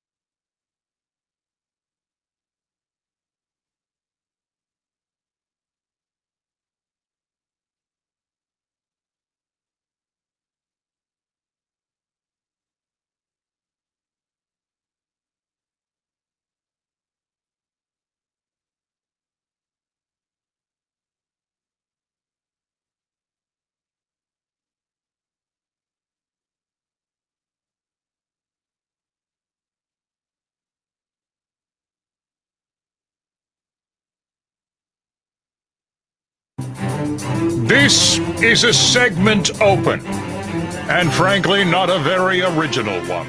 You see, Josh loves counting things down because he can't live in the moment. This one, a long time have I watched. All his life as he looked away to the future, to the horizon, never his mind on where he was, what he was doing. You are reckless. Anyway, this is 100 Days to the NFL. Oh, and there's an obligatory Brent Musburger clip because every Josh Open has to have one. You are looking live. Something on 1620 The Zone. Press the button, Nick. John, I saw a video today when I was scrolling Twitter from the 1976 NBA Finals, which had the famed triple overtime win at the Boston Garden by the Celtics. What does this have to do with the NFL? Brent Musburger was on the call. Of course. Young millennial Brent I Musburger. remember that call. I can't believe this game's going to hit the over. Looks like Daddy's going to have a new pair of shoes. Hey, let's have another drink. I miss when John used to respect his elders instead of being a jerk about Brent Musburger. Jerk? I was just mimicking what the call was. What are we starting with? Are we making fun of the Bears first? Or Let's make fun of the Bears. Yikes. Change the song, or at least get ready to change the song. The Bears Board of Directors. Yes. Man, I bet that's a hell of a brain trust. Voted to advance their stadium development in Hammond, Indiana. A statement put out by the team. We believe a world-class stadium project in Hammond will transform the region, connecting Northwest Indiana and the south side of Chicago through the loop and across the neighborhoods and suburbs stretching north of the city. He's acting like this is some giant weather front. Hey, you know what? It's snowing here. It's snowing there too. Oh, look at all this. You're all going to be one big happy family as you all travel to Hammond to watch the Bears. John, I know that you hate Tony Petitti with the passion of 1,000 suns, which is fine. He's not a good person. But man, is Kevin Warren just a huge idiot. My God. So Hammond and Gary are right next to each other, so I'm still going to choose to call them the Gare Bears. Okay, that's totally fine with me, Nick. Totally fine with me. Now, Yikes, this John. is not saying it's absolute that they are absolutely moving to Only Hammond. a Sith deals in that. The per a league source, while Indiana is in the lead, Illinois could still get back in the race. Yet again, they are very much they're putting the screws down. They're leaning on Chicago. They don't want to move. Let's be honest. This is embarrassing for the franchise. They don't want to do this, but they very much will if the money works out for them. Is it embarrassing for the franchise, or is it embarrassing for the city of Chicago? I think it's more embarrassing for the franchise because, you're going to be fine. You have so much money. You're doing this for, a little bit more money instead of leaving. You're leaving Chicago and you're going to a different state. And I know the Jets and Giants don't play in New York. Giants did it 50 years ago. I understand. And so maybe I'm being naive or hypocritical because I wasn't around 50 years ago when they did that. So, I didn't have an opinion on it. My whole life, they've always been over in Jersey, and I've never really cared about it. But I don't know, man. The Bears have also been around for, 100 years? They have so much history there. And it's just, I don't know. It's just embarrassing. Soldier Field has so much history itself, too. Yeah, and I know it's kind of a but I get it. See, that's the other problem, is that has always been a city-owned facility. So the Bears don't truly have a stadium. They rent the stadium from the city. I get just why like you all wanna these have a other stadium. teams. Yeah. And listen, the Bears are watching. They watched what Jerry did down in Dallas. Correct. They watched what Smiles Stan Kroenke and did in Royals. Los Angeles. They want They've it. I watched get it. all of these other stadiums go up, and all of these owners who are able to use public funds to help build their stadiums and then still be able to cash out on the back end by hosting Final Fours, Super Bowls, WrestleManias, Super Bowls. They you get to pocket all that money. And so I get it from that standpoint. But the part that just annoys the crap out of me whenever we have stadium conversations is that the city has to pony up so much more money. And that's why they're going to be able to go to Hammond, because the state and the city, they're going to give them tax write-offs and all these types of things. You are the owners of the team. You have a lot of money. You build the damn thing. Well, the thing Bears about owners aren't, because this is an old school their money is made with the Bears, right, John? They're not. They're not. No, they're not. They're not. They weren't oil, well drillers like Jerry was, or big investors and Walmart and people. Well, that's the thing. Like Stan Kroenke, the Rams are like the fun thing for him. It's not his livelihood. No. Whereas the Cowboys now are the Joneses' livelihood. The Bears are the McCaskies' livelihood, et cetera, et cetera. And that's what you see around the NFL. The franchises where the team is the livelihood of the owner, those are the ones that spend less money on there because it is their own money versus the ones who already have a lot, like Jeffrey Lurie in Philadelphia. Why is he able to pump so much money? Because that's not his livelihood. He's good. Also, they got like a 10% infusion of private equity a couple of years ago as well. So I feel for the Chicago people, man. It's just embarrassing. Like, we're going to make fun of them. I feel bad for our Bears fans like Matt McMaster sweating his tuchus off right now. But people are going to point out again, the Jersey Giants, the Jersey Jets. Sure, I know. It is. I mean, it is the same thing. And the thing is, I don't have a lot to draw from on that. I don't, because I was 5 years old when they moved. Exactly. So I don't remember what the conversations were when the idea was the Giants and the Jets could leave wasn't part of it that the Giants could leave New York and go to Jersey? Wasn't part of it that they were playing in baseball stadiums already at the point anyway? So now they're going to have a football stadium. Shea was built for both the Jets and the Mets. It was a multi-purpose. That's what stadium. I'm saying. Like the Giants never had their own place. Yeah, because they played in Yankee Stadium. Yeah. And then when they remodeled Yankee Stadium in the early 70s, that's when the Giants realized, hey, we need a new home. And Jersey came calling. Yeah.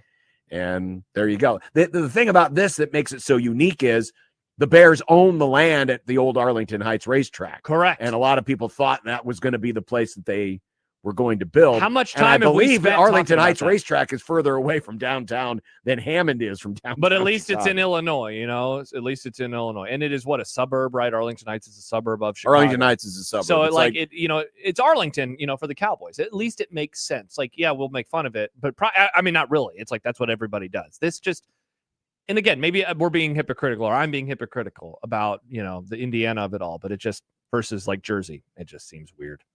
But congratulations. Rattlesnake Ron says this is beyond embarrassing for the Bears. They found the biggest sucker that would give them a tax write-off, and it's going to hurt the fans. Chicago should lure another team that would love the benefits of getting the Chicago market and crush them. Okay, that's that's the thing. That's not going to happen. Yeah, they're too. That's not going to happen. The state of Illinois and the city of Chicago have already made it clear we're not going to pony up. So it's not like they're going to lure another team there. Plus, they wouldn't be able to because the Bears would still be in. Yeah, they've been around Chicago's for 100 years. They're not. You can't bring in another team and be like, all right, everybody, here's the Chicago whatever's. You got to root for them now. No, that's not. That's not going to happen. It'd be the Chargers. And listen, and Roger Goodell's not going to step in here because Roger Goodell he works on behalf of the owners, and it's all about getting the best deal possible for the owners to raise all the franchise values. Yep.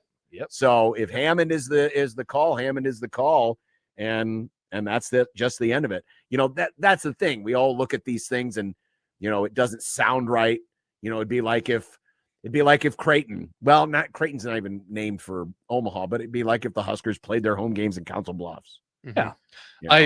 I know I brought this up a while ago when this was first starting. I just like the idea that California, multiple NFL teams, Texas, multiple NFL teams, Florida for sure, Indiana multiple NFL teams. Yep. Out of all the states. Yep.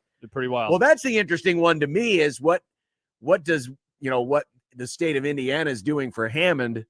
How does that benefit the Colts? I mean, I'm assuming there's got to be some funding in there for the Colts in case they want to improve their stadium. Because as we know, you build a stadium and the first thing you do is, we got to add more. Well, that stadium's now almost 20 years old, John, so you might as well blow it up and build a new one. Well, that's why they're going to Hammond. They're reserving Gary for the Colts when they want to move. That's very kind. Very kind. It is 4-1 North Carolina in the bottom of the fifth. Nice. As they are hosting the Chapel Hill Regional, the Mike Farron Regional. Nice. But coming up next, it's time to go into space. Nice. With Kent Wolgamont, our movie club this week, Galaxy Quest. Also, John, a bit of a tease. Stibbs is picking our next movie. So it's going to be weird. You never know what Stibbs could pick, but we will be announcing that in this segment as well. Oh, so this isn't, I guess it is. So this isn't the one. Is this the one you sent me? The question? It is the one that, you know what it is. You know what it is. Yeah. Okay. Yeah. All right. Well, that is coming up with Kent Wolgamott next on 1620 The Zone.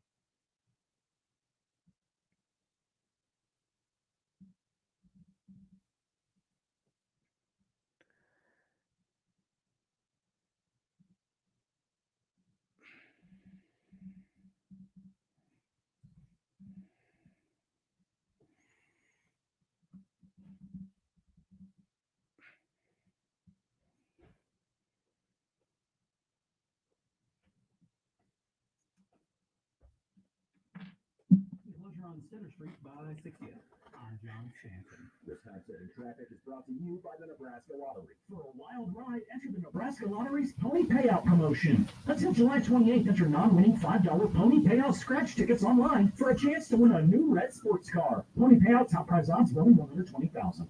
Certified Transmission builds its reputation on the job done right. It means hard work, honesty, and integrity. And quality service that makes customers feel confident and secure in their vehicles. At Certified Transmission, our expertly trained technicians diagnose, service, and repair transmissions. And together, we ensure our customers live satisfied and worry-free. Certified Transmission, the job done right at the right price. Find a location near you at certifiedtransmission.com. By texting 64,000, you could receive recurring automated marketing messages from IQBar. Message and data to be applied. No purchase required. Terms apply. Available at iqbar.com/policy/terms of service.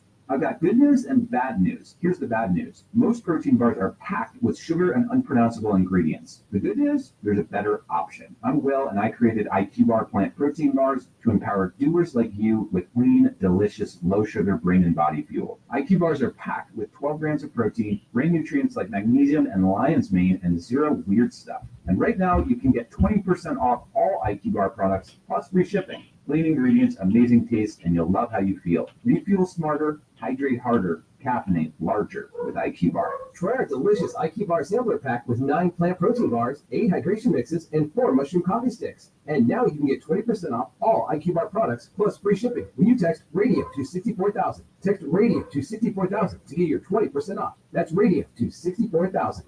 I'm Doug Nodgard with Equitable Bank. We know your time matters, so when you call us, we answer on the very first ring. That's our promise to you. We value your business and will treat you like a friend and neighbor, because more than likely you are one. While other banks hide behind technology, we combine the best of both. Top-notch digital banking and online banking with people who care. Got a question or need help? We're just one ring away. At Equitable Bank, we take banking personally because you deserve it. Member FDIC. That sunburn you brush off today could be skin cancer tomorrow. Melanoma is the deadliest form of skin cancer.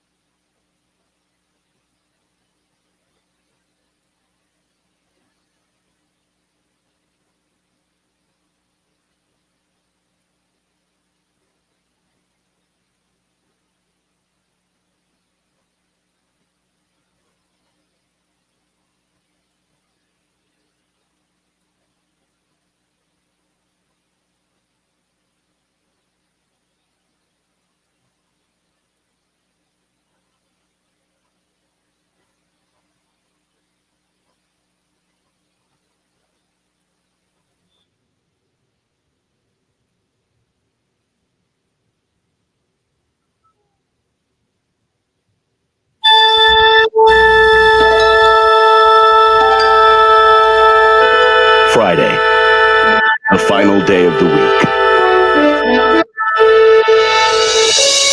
These are the voyages of the program Unsportsmanlike Conduct. Its ongoing mission to explore strange new movies, to seek out new bits and new edification, to boldly go where no radio program has gone before. Hellcat's Movie Club. It's Hellcat's Movie Club. Hellcat's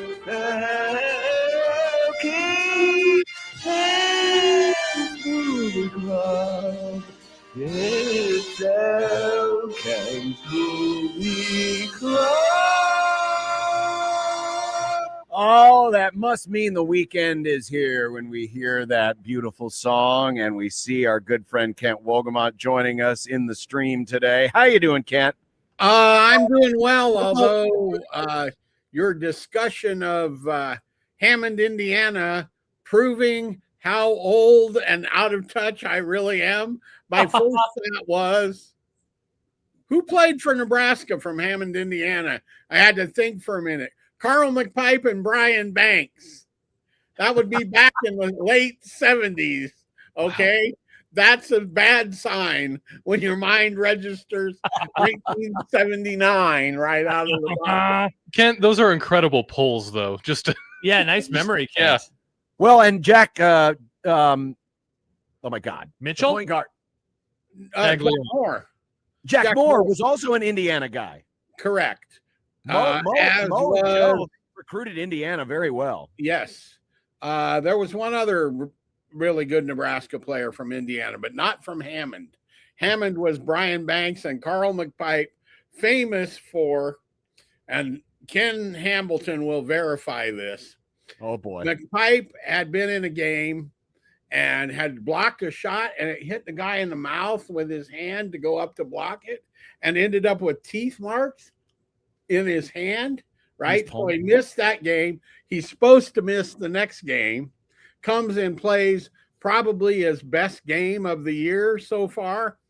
And that was back in the day when, you know, they just opened the locker room or whatever. We just go in and talk to whoever we wanted.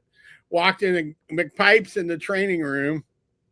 And first, he has to pull the bandage off to show us. And Kenny asked him, how'd you do that with that injured hand? I said, suck it up, hand. It sucked it up.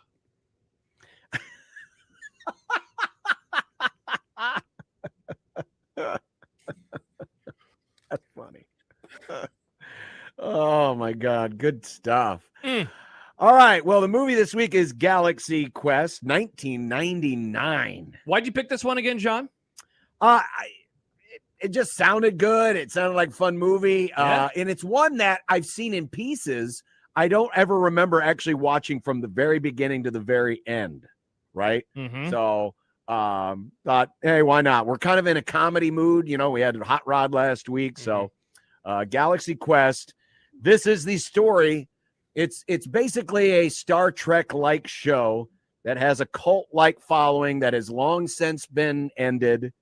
And the actors are all struggling to get other gigs. So what do? They do the convention circuit, and they're constantly, you know, out on the grift looking for more money.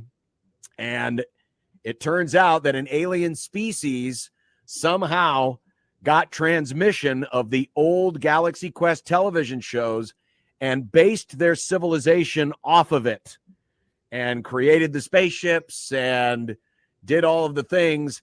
And now they are facing an intergalactic strife with a bad guy, and they need the captain and his crew to come and help save them.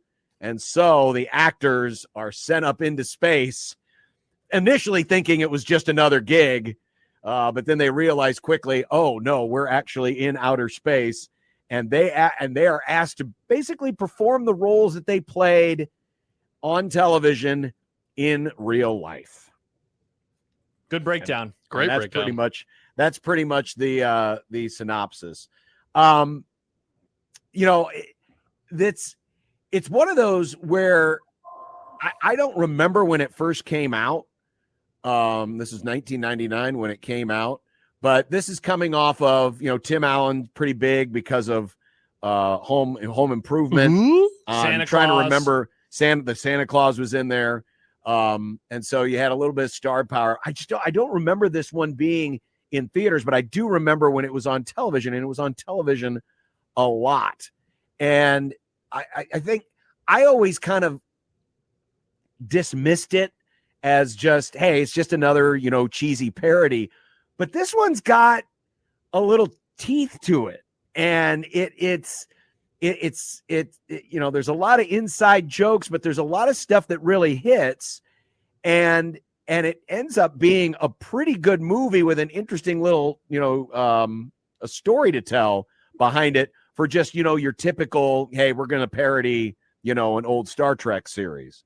So I always enjoyed it in the bits and pieces that I saw, but I really appreciated it from start to finish because I think it hit on a lot of things that, were pretty relatable, especially to those folks who played Star Trek or maybe Star Wars characters over the years. You get pigeonholed into this is who you are and you're no one else but this. And Ken, wouldn't you agree? Like, this is what now, 27 years ago, fan culture, like these people, like it's gotten even more mainstream in a way. Like, I see articles, I feel like every year or so, where it's like the nerds won, where they like the nerd culture is the most popular form of culture now. We did it. And so this was the first time that I had seen this movie since I was a kid.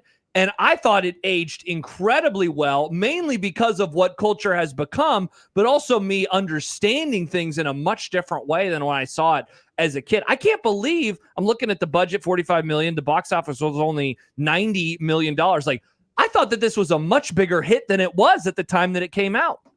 Okay, remember when I talked about dumping a movie?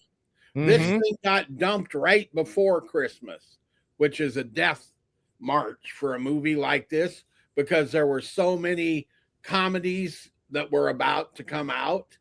And it's enough different than your broad, typical satire that it's not going to draw that huge audience all the time. But the fine movie company, and I can't remember who it was, but it might have been Paramount, did not promote it. It dumped it. DreamWorks. Okay. Yeah, they dumped it. And so it didn't get any traction much in the theaters, but everybody that saw it liked it. It got good reviews. And then it became one of those movies that's become a kind of a cult picture or whatever you want to call it on home viewing. And I guess to me, the reason that it's also held up is because it's smart. It's smarter than the regular sort of this kind of pair, but great acting. Very good actors. Especially Alan Rickman, who's the Spock-like character, but it wants nothing to do with the whole process. And his snide remarks and looks and all of that kind of give this picture a little something that, so it's making fun of itself in a way. And I think that's part of the reason it works, but it also works, as you said, because this whole nonsense fan culture thing, especially the ending, where they think that all of this is part of the show, was I thought couldn't be better. I thought that this movie does a very good job of balancing the nerd culture, the 1990s nerd culture before it was mainstream, with things that are relatable to people. Like John was saying, it's like, oh, it's about these actors who are pigeonholed, or if you feel like you're pigeonholed in something. But then it also does a very good job of being a love letter to Star Trek. Yeah. Honestly. Yeah. Like, it balances it all so well. It's literally got something for everybody. You could walk in a Star Trek fan and love it. You could walk in not knowing anything about that world and love it just because it's so well done. Just with the way everything is. And my dad used to watch this a lot because my dad loved Tim Allen and he loved Star Trek. So this movie, like, we had it on VHS and he would just have it on. Whenever it was on TV, we'd throw it on. So I've got a really warm memories of this movie just in general. But just divorcing myself from that, I think this movie by itself is just very solid. And I agree with you. It for sure holds up, especially in the world we live in now where we won. Yeah. And, Ken, the other thing, too, since I hadn't seen this in so long, I don't know if I knew the last time that I watched it, the idea of a red shirt. And the red shirt in this movie is a character named Guy, who is played by Sam Rockwell, who had one episode where he was killed. And so in 1999, 2000, whenever I saw this, I'd never heard of red shirts. And red shirts, of course, are the characters in movies that are always going to get taken out. The Star Trek characters. Bingo. Yeah. They're the guys who beam down with Kirk and end up dying. They're all engineers, by the way, and he or is security. So funny as that character who, like, he wants to join the mission and then he like regrets it, and they go to the rock planet, and there's the line. I went to IMDb and I was hoping they had this, and sure enough they do. This is a line from Sigourney Weaver's character. What did I say? You said Sigourney Weaver. That's obviously not what I meant there.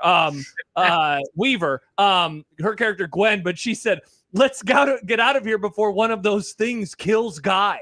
And that was of all the lines. I laughed so hard at that line because it absolutely nailed it. As he is like, "Oh no, I am also going to die," because that is what should happen to me. I thought was great. And I mean, Kent, what's he, the fifth, sixth, quote unquote, most important character in the movie? And it's Sam Rockwell. Like, this dude is a capital A actor. That's right. He's the mark of quality. We had him, a couple weeks ago in something, right? Sometime. Yes, Jojo Rabbit. Jojo Rabbit. Yep. That was it. Yeah. And the other thing that this movie does in the Star Wars thing is it doesn't require that you know about Star Wars. No, you don't. No. But if you do know about Star Wars, it really has some pretty nice little subtle digs, including the name of the ship. NTE and then the number. NTE stood for Not the Enterprise. That's awesome. I didn't know that. Well, and then That's there's awesome. And then there's the other digs. Obviously, Sigourney Weaver's character, she plays, she's basically a sex pot. She was on there, because she had, boobs. The bosoms and her clothes keep coming like more undone. Yes. Like when she shows up at the end, it's so funny when she walks out of the ship. Exactly. Basically wearing a bra. So she's constantly having to fight that. She's always talking about, my only job here is to ask the computer questions. and then of course the computer answers. The bit where Tim Allen's shirt comes off and Alan Rickman, and you mentioned it, Kent, Alan Rickman, was really good in this. Those of you, of course, remember Hans Gruber. But there's always of course the shirt's got to come off. A nod to, how it always seemed like Captain Kirk ended up with his shirt off when he was fighting some alien on some alien planet. So there was a lot of those little things in there, but one character that always kind of stole scenes for me was Tony Shalhoub, who plays the engineer. And I learned about this today. So he, they wanted to keep this a family-friendly film. They wanted originally Shalhoub's character to kind of pretend like he's, a stoner, that he's always on drugs. So, but they couldn't actually, to keep it PG-13, they wanted to, can't show the paraphernalia. But he still played the character. He's always kind of dim-witted.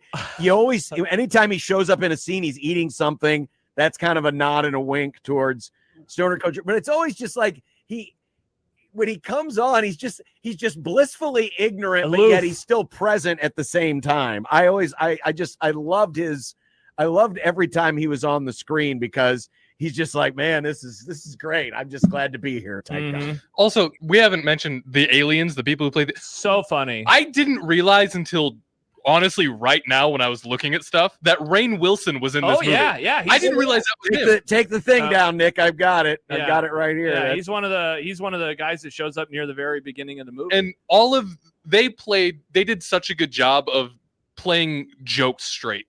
They were awesome. Their entire bit was a joke, but they played it straight. They're so good. The even the way that they walk, which again was something I'd forgotten about, but they do this. It's like I I don't even know how to describe it, but it's so strange. It's almost a duck walk. It's like a Scooby-Doo walk. Yeah, and the line delivery, of course, is great because you can tell that English is not their first language, and it is going through some sort of a translation, and they don't have any like kind of normal facial features and how they respond to stuff, which like the first scene with Tim Allen where he's like, yeah, fire this and fire that, and just how like he doesn't care because he thinks that this is just an he thinks it's just a bit. And they're like, oh my gosh, what did you just do to us? It's just so funny. Interestingly, when whatever it would have been 25th anniversary of this, would that be the most like a couple years ago? Yeah. The Sigourney Weaver did a bunch of interviews for it and a few others, but mostly her. And she said, number one, there was talk of a sequel that died along with Alan Rickman. That they thought they couldn't ever do a sequel of this without him, which I would agree with that. But secondly, that as John said, they cut the movie, which was originally written to be an R-rated movie, all the way down to PG. Wow. It's impressive. Because they wanted a kids movie. Did you notice, Kent? There was a line from Weaver very late where like a door opened and she said, what the, and her mouth, you could see that she dropped the F-bomb, but Correct. It was obviously not that. Okay, that makes sense. What she says is all of that footage that they trimmed is still around and they could put together a director's cut that would be an R-rated, 15, 20-minute longer version of this. And she's hoping they do that. Interesting. That would be incredible. Yeah, I'd be intrigued to watch well, that. Well, in addition to the fact that they could have, this could have been in a very different type of comedy, Harold Ramis was originally hired to be the director on this. And Dean Parisot, is it Parisot or Parisot? You got me. Anyway, he ended up getting the directors, but you wonder how the movie would have been different had it been a Harold Ramis movie. And of course, Ramis was very good at, comedic directing, obviously Ghostbusters. He was part of the Caddyshack group. Who knows how different the movie would have been if they would have been able to stick with Harold Ramis. Well, because that would have also probably led to some Saturday Night Live casting and all of that. So it could have been a very different movie, because I thought this cast made the movie. I mean, Sam Rockwell, who has been pointed out, it's probably number 6 or 7 when it comes to screen time, was hilarious. Well, how about too, Kent? One of our listeners pointed this out in the chat. This was the first movie that Justin Long was ever in. This is his first credit is that right? for television. And I love him. I never would have guessed that, given how great he is. Like he very much plays nerds extremely well. Like his character in Dodgeball is essentially an offshoot of the character he played in this. But wow, does he just do such a funny job of nailing that? Like the first time that after he meets Tim Allen and it goes terribly, and then when he communicates with him and he's trying to explain, like, look, I know that the ship's not. Yeah. And he goes, it's really, I knew it, and like immediately jumps back into it. But then his parents are wanting him to, take out the trash and all these types of things, and he's like screaming about it. Like, well, that's so funny. The fact that he was going to take out the trash could have destroyed everything, right? Yes, exactly. That kid in here has got to take out the trash, and if he doesn't get back in time, everybody's dead. Well, and how about Kent too? That whole scene is great because they turn in the ship and there's this dumb room where things are going up and down, which you see in Star Trek. And what's the purpose of this? Where the Weaver and the Allen character are like, this is what was in the ship back in the TV show, so we have to have it in the ship now. It's just like that type of stuff is just such a great, wink and a nod to the shows that came before it, like Star Trek. You should be made known that the Star Trek actors loved it. Oh yeah, yeah, they all almost universally praised it. That's awesome. Patrick Stewart, of course, Jean-Luc Picard from The Next Generation. His quote was, "I had originally not wanted to see it because I heard it was making fun of Star Trek, and then Jonathan Frakes, who played number 1, rang him up and said, 'You can't miss this. Go see it on a Saturday in a full theater,' and he did." and I found it was brilliant. No one laughed louder or longer in the cinema than I did. But the idea that the ship was saved and all of our heroes in the movie were saved simply by the fact that there were fans who did understand the scientific principles on which the ship worked was absolutely wonderful. Sorry, John. So he loved it, and George Takei, who plays Sulu, also thought. I mean, he loved the everything that kind of tweaked it at William Shatner with Tim Allen and the shirt coming off.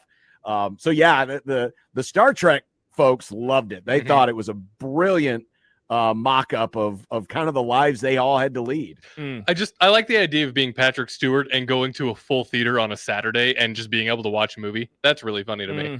But also just, I mean, that is an excellent point. Like the nerds arguing with each other about how ships and rooms and stuff work. But everybody always has like, well, no, actually this does this. Yeah, I mean, that scene is so funny because it's like get this guy on. Well, let's get everybody online, and they're all having to do that together. Yeah, very funny movie.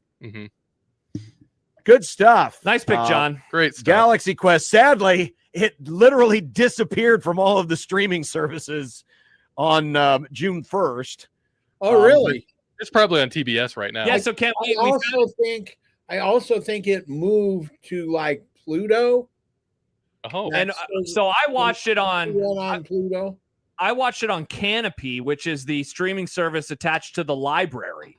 So if you have a library card, you're able to stream it on there. And it actually looked pretty good. It was a good high quality print of the HD version of it. So yeah, it must have left Peacock and Paramount literally at the end of the month last month. Yep. And then I looked and it moved to Pluto, which is ads, right? Ad supported. Ad supported, and Pluto and one of the other ad ones. Tubi probably. Yeah. Probably. Yeah. Okay. Well, that's where you can find Galaxy Quest. As mentioned, Stibbs is picking next. Now, this is for 2 weeks from now because next Friday will be game 1 of the College World Series, so we will be off.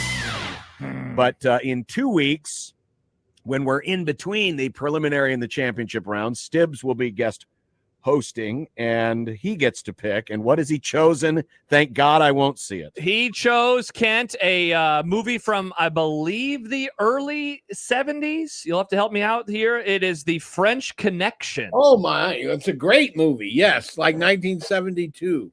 Okay. Wow, Stibbs chose a normal movie? I was pretty stunned. It's a story. Gene Hackman's the star, plays a cop, Popeye Doyle. The French Connection's a heroin connection coming into New York. It's a great movie. I've never seen it. I'm excited. What's it streaming on? This is available on Amazon Prime. Okay. Amazon Prime. So that'll be next week. 2 weeks. 2 weeks. 2 weeks. Yes. 2 weeks. 2 weeks from today. Yep. So, Kent, how's the new refrigerator? It has yet to arrive. We had to order one from who knows where. They're going to call when they're going to deliver. So the new refrigerator has not yet arrived. Does it have a screen on it, Kent, so you can watch them race at Monaco? Oh, damn it. No, it does not. However, I did watch practice this morning. Did you watch? I didn't watch, but I saw Lando's car died and Sergio's tire caught on fire. Correct. Sergio's tire caught on fire. Of course. Well, the brakes caught on no fire. Cadillac. Uh-huh. And and Lando was not a happy camper. They showed him basically yelling at people in the garage, and that's not Lando. And did you see who had the 2 fastest times? I didn't see that. Ferrari. Scuderia rules. Well, when we do our predictions later, I have a bit of a surprise prediction for who I think is going to win this race. I know. I'm going to be stunned. Uh-huh. Max? Max was running third. So, and then of course there is also the NBA Finals. Yeah, what did you think of game 1, Kent? I thought it was really fun, good game, and I as I think I said here, you put Brunson and Karl Anthony Towns out there against San Antonio, and you've got kind of 2 stars against one in a sense, right? And in my view, the best of your NBA teams have always had two really good guys and then a third guy that was kind of the, third cog and then everybody else. And San Antonio, to my view, doesn't have that second guy as it beyond Wemby. They got a lot of good guys, but no, second guy. So you think Kobe, Shaq, you think, you can go Ron through and Wade. Yeah, and the two guys in Boston and now, and you start going, and you don't have a lot of these teams that have just one star actually win the championship. Yeah, good point. Well, Kent, we'll talk to you in a couple of weeks. Have a great week off next week, and enjoy the new refrigerator when it arrives. Oh, I'm sure I will, and you enjoy the rain delays and stuff. Okay, Kent, let's not be mean now. Come on. All right. Don't be mean to us. Thank you, Kent. Bye, Kent. Yeah. Kent Wolgamott joining us each Friday in Movie Club. We have had a lead change, something you won't see in the Formula One race. Did you see that? John, well, not Dean Monaco, Carpentier hits a grand slam, and USC has taken a 6-5 lead over North Carolina in the bottom of the 6th. Let's go. Can't wait to see the highlight. Grand slams are cool. Yeah, he take. mashed it. The left fielder for Carolina ran into the wall, expecting he was going to be able to get there. He did not. One of our commenters in the YouTube chat said Farron just lost his voice. Yeah, I found the video. I'm going to watch it during the commercial break. Hell yeah. All right.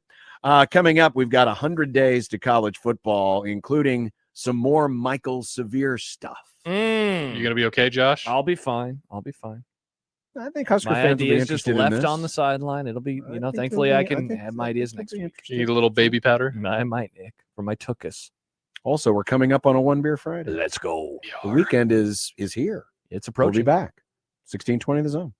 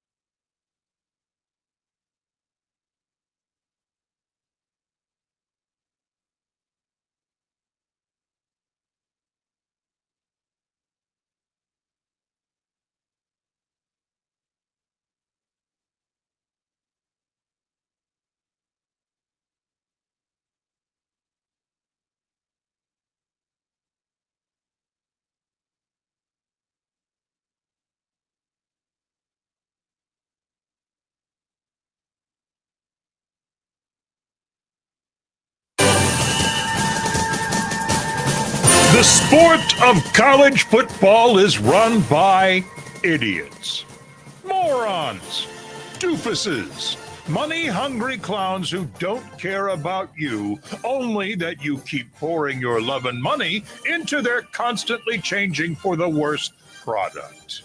But we love it. Oh, we do love it so. The other thing we like to do is count things down.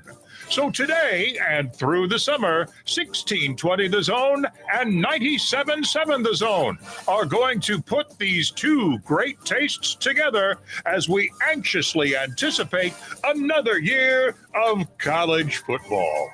So now, Unsportsmanlike Conduct, home of random number selection and inciting dorks to online violence, presents another number pulled out of our collective behinds. The program celebrates 100 days to college football. Did someone give USC the old bats? Because they can't not get hits anymore. Double to start the inning. Top of the seventh, 6-5 Trojans over North Carolina in the Chapel Hill Regional. Well, today's 25 teams 100 is days. another Michael Severe submission. He went and counted all of the starts. I heard What? you. You're not. You said 25 teams, and I said 100 days. And then Whatever. you didn't, and so I just, all I was these worried if my football mic things, was they on. blend together. It's all the same thing. I'm just trying to act like I have CTE, so blends in. Fit right in with football. Yeah. Exactly.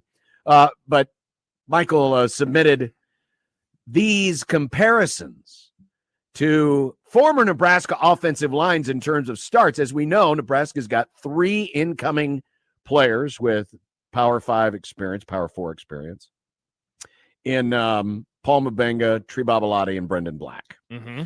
Justin Evans is returning, and so too is Elijah Pritchett. Yeah. So when you count up all the starts, you count up all the games, it turns out to be 109 total starts and 156 games played. And Michael went back historically and looked at some other notable Nebraska offensive lines of recent vintage. The first one we'll look at here is 2015. This was the Alex Lewis, Dylan Utter, Ryan Reeves, Chongo Kondo. Oh, man, that's a name I haven't thought of in years. And Nick Gates. That group had that was 2015. Yeah. That group had 135 combined starts and 189 games. So a little bit more, but still somewhat comparable. Sure. Another class going back to 2011, one of Bo's teams. Yoshi Hardrick, Andy Rodriguez, Spencer Long, Mike Caputo, Marcel Jones. That fivesome had 138 starts and 179 games played. And then 2001, going back to the last Nebraska team to play a meaningful game in January. Dave Volk, Tony Finotti, John Garrison, John Rutherford, and our good friend Dan Veely-Waldrop.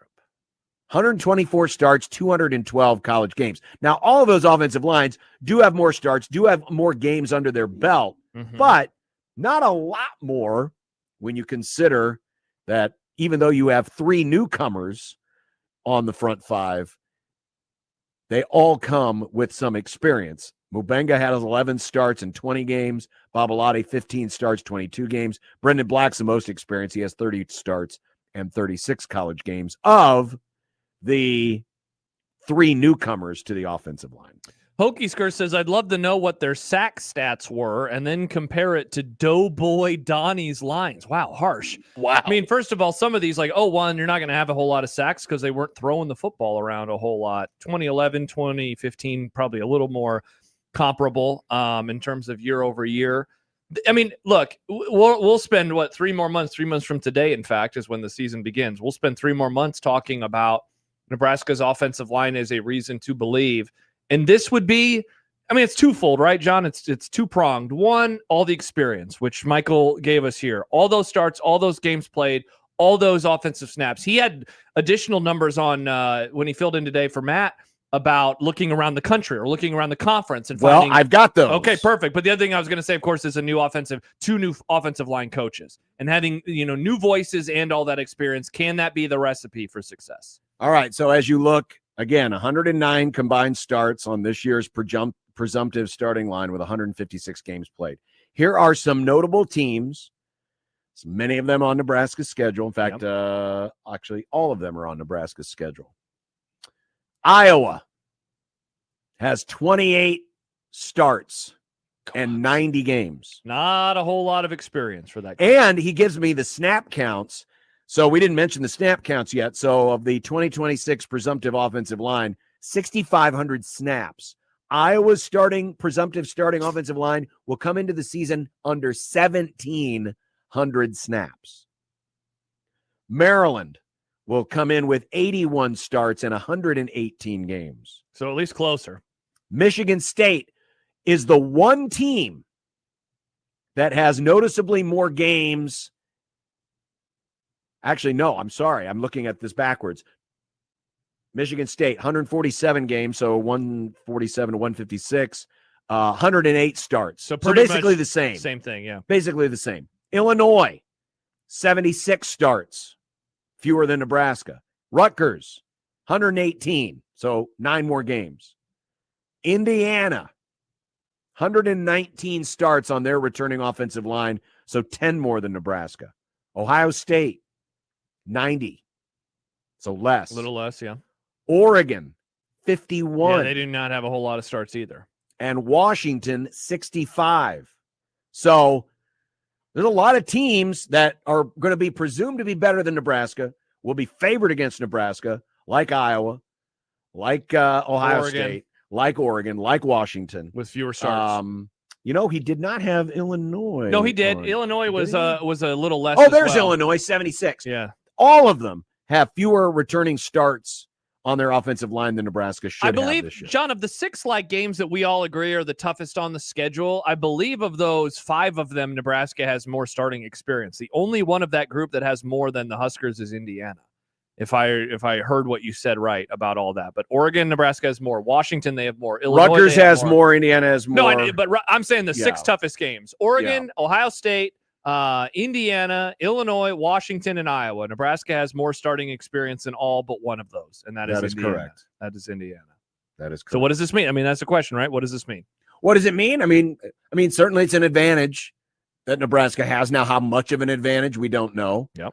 Because how many of those 6 schools that I mentioned do you trust their offensive line coaching? I think we'd agree Illinois. I think we'd agree Iowa. I think we'd agree Indiana. I think we'd agree Oregon, right? I can't speak to Washington and who's the other one that I forgot in there. I can't speak to Washington's offensive line coaching. Now, the other thing we can't account for is continuity, because that's one thing Nebraska won't have. They have 2 guys back who have played at Nebraska, but not only do you have a new offensive line coach, but you also have 3 incoming new players. So the continuity part isn't there. The experience individually is there. The continuity part is the thing that still needs to come together. Yeah. But either way, some interesting facts and figures in today's 100 Days to College Football from Michael. Thank you, Michael. All right, still to come, the happy hour, which on a Friday, of course, means 1 beer Friday. And also in the 4 o'clock or 5 o'clock hour, Jack Mitchell will join us. Awesome. With a true Super Friends Roundtable. It's back. It is back. And we've got some things we can talk about with him as well. So stay right there. We will be back. It's still 6-5 USC, but they are threatening again. Runners on the corners, nobody out in the 7th in game 1 of their super regional in Chapel Hill, North Carolina. Yeah, North Carolina just made a pitching change because, as you said, runners on the corners, no outs. Back in a moment, 16:20 The Zone.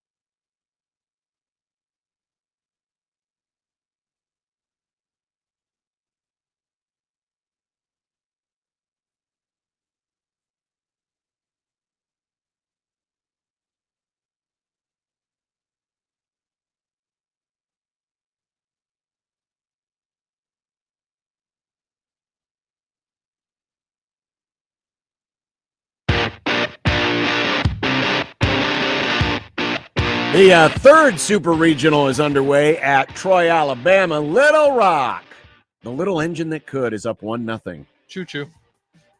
And North Carolina is imploding.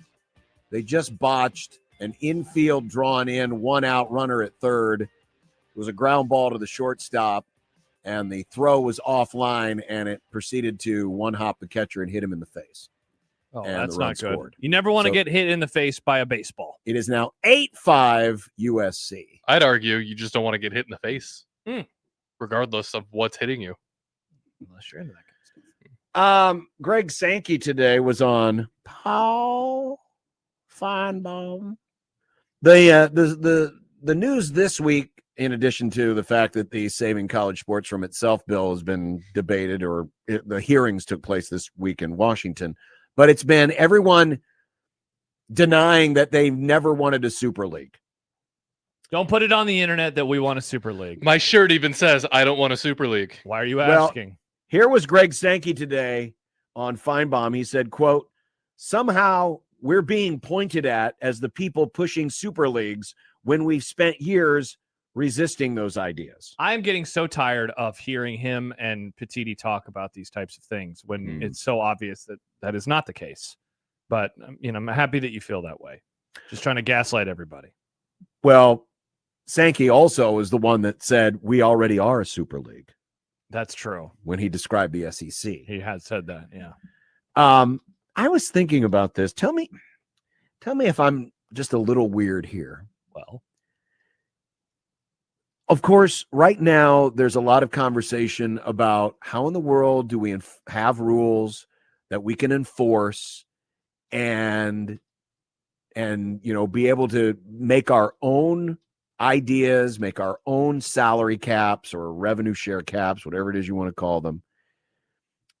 And there's a lot of people that think, well, hey, what if we just do it ourselves? What if we just go it alone? What if we, the SEC, we're going to make our rules. We're going to be our own enforcement agency. We're going to handle our own business. And everyone can do that. Okay. This sounds a little backwards, but if you're familiar with how the current day NFL came to be, the original NFL were basically the teams in the NFC. And then you had this little startup league called the AFL who came along in 1960, and they started to drive the salaries up, and the owners were like, oh, God, we can't afford this. So they merged the leagues. Mm-hmm. They merged the leagues together. They took two separate leagues, and they brought them together. Could one possible solution be that every conference goes it alone, just steps back and says, as far as when it comes to rules and enforcement and how much we're going to share with the players and what the scholarship limit, all this stuff, SEC is going to be their own thing. Mm-hmm. Big Ten's going to be their own thing. Big 12, ACC, they're all going to be their own thing. They already are their own thing when it comes to their TV contracts, right? So that part's already there. Sure. That part, they're already doing it by themselves. They can all go it alone. They can all have their own rules. They can all hold each other to their own rules. And then at the end of the year, just like the old NFL and the AFL used to come together for a little thing called the Super Bowl, that the leagues could agree, hey, we'll send our champion or our best two teams. You send your... And that's how the playoff. So in other words, the leagues are separate entities. They're all separate entities. They're all enforcing their own rules. But in order to bring everybody back together at the end and truly crown a national champion, they can agree as separate leagues to come together. It's kind of like the what is it? Is it what is it in Europe where they bring the Champions League? Yeah. Where they bring La Liga and, Serie A and all these leagues together, and they do the big tournament at the end. But the leagues operate separately, and they crown their own champions. Could that be where this ends up someday? So let me ask you this, to use the NFL example. in like the late 60s before the merger, which happened in 70, they were only playing each other, right? They were not. Yeah, they would play exhibitions, but no, the NFL played an NFL only regular season, and the AFL played in.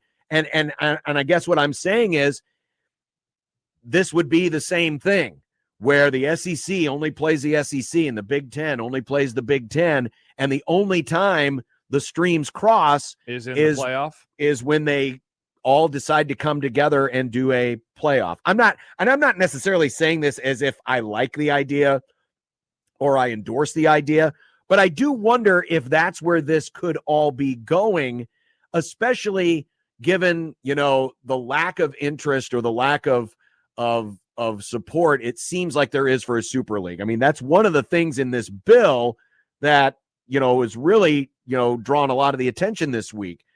It's basically codifying that a Super League is not allowed to happen. Exactly. Which we all like. And so this kind of pushback is different. Yeah, this is one of the ways. I mean, it's an interesting idea. I mean, like you said, like you just mentioned, I don't want it either. I guess my question would be, why would they be interested in doing this? Like, what problems would it solve? Well, the problems it would solve is theoretically. Yeah. Because rules are only as good as the people who follow them and the people that enforce them. Mm-hmm. And as we know in college sports, no one follows the rules anymore. Mm-hmm. And historically, they've never followed the rules. But it's making everything a little easier, because now you have, and we'll use the Big Ten as an example, you have these 18 schools that are like-minded and theoretically like-minded, and it's easier to kind of enforce their own. So instead of, Ohio State worrying about Alabama, what Alabama's doing, all Ohio State worries about is what the other 17 members of the Big Ten, and we're just going to run our own thing, and we're going to be our own thing, and it's easier to enforce because it's easier to herd these cats versus herding 138 cats. That is definitely true. It's much easier to get, in the case of the Big Ten, 18 teams, in the case of the SEC, 16 teams, in the case of the ACC and or Notre Dame, whatever that is, 19 teams, 18, whatever that. Yeah. Now where would Notre Dame? I mean, Notre Dame would what probably happens with Notre Dame? Yeah. So again, I'm not saying that this is what I want, but I almost wonder if this could end up being a thing where the leagues just decide, we're going to do our own thing. We're going to enforce our own rules. We'll determine what our scholarship limits are. We'll determine what our roster limits are. And at the end of the day, if we all want to get together at the end of the year and have a playoff against each other, we'll do it. If not, we'll be happy to go our own separate ways. What do you think of this from Michael on the Liquid Trucking Zone Twitter feed? It says, how long would it take for one conference to letting NFL guys come back, players to stay 8 to 9 years, etc.? I mean, that is the one wonky part, or not the one, sure. But one of the wonky parts about this is, if you're actually okay with that, you can okay that. I mean, I would be curious if this, now my mind is wandering, John, in terms of player compensation, in terms of collective bargaining. I mean, that is a whole lot easier. Well, and this is another thing. It's a hell of a lot easier if smaller. The Big Ten did their own CBA with their own athletes. It's way easier than it is to try to figure out how we're going to get all these other dozens and dozens of schools to come together. Yeah, for sure. And some leagues may say, hey, we're going to collectively bargain with the athletes. Others may decide, hey, we're going to go about it in a little bit of a different way, and we're not necessarily going to have a union or endorse a union. Who knows? But I'm just beginning to wonder if this is kind of where everything's leading to, and what this does to NCAA and what this does to other sports. I have no idea. I think it was Mandel who mentioned it in this week's mailbag on The Athletic, where he said, I have long thought that we would get a Super League, and now I'm less sure of that. And it's mainly because they can't even agree on the basics, which in this case, the basic is how many teams should be in the playoff. And that is, I love that they're arguing. I hope it continues, because it could keep us at 12 for a long time. But it also is, maybe it's nice that it shows us that they're not we view them, the Big Ten and the SEC, as twisting their mustaches. And they're these very evil people behind the scenes that are about to change sports for the worse. And they very much have done that. And yet they also can't agree on some of the stuff, which is good. So maybe a Super League is not as obvious as we have believed it to be over the last however many years. 9-5 USC going to the 8th inning. That They was may a steal quick this 1, 2, 3 up and down. Yeah, I call that a North seven. Carolina's gone ice cold, and meanwhile USC can't be stopped. What's your prep look like right now for these two teams? Do you have a lot more North Well, Carolina? I had both these teams Okay, already good. pre-prepped. All right, that's so, good. That's good. He's a pro. You know, He's got pre-prep. Yep. I have no faith. I am usually does pre-prepped pre now something else. on all of the teams that are remaining, and so no rooting interest. You're just rooting for fun teams that play fast baseball games. Fun. That I just is hope John's dream. Everybody has fun. That's what you're hoping for. Yeah. Okay. Well, we're gonna have fun next because it's One Beer Friday, and I'm going to do my own taste test. Whoa. Okay. Next on 1620 The Zone.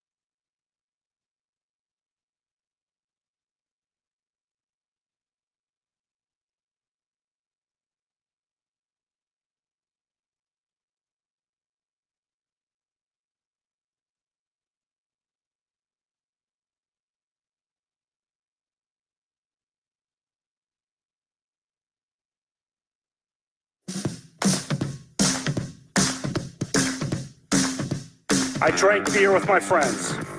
Sometimes I had too many beers. I liked beer. I still like beer. Had beers, have some beers. One beer, drink beer, drinks beer, drank beer, and drinking beer. Upstairs, downstairs, where was it? I don't know, but I had one beer. Friday!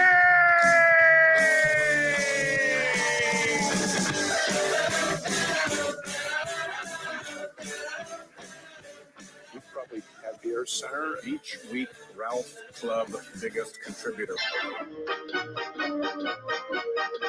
Yes or that? I like beer. I don't know if you like Beer Center or not. What do you like to drink? Next I had one beer. Friday.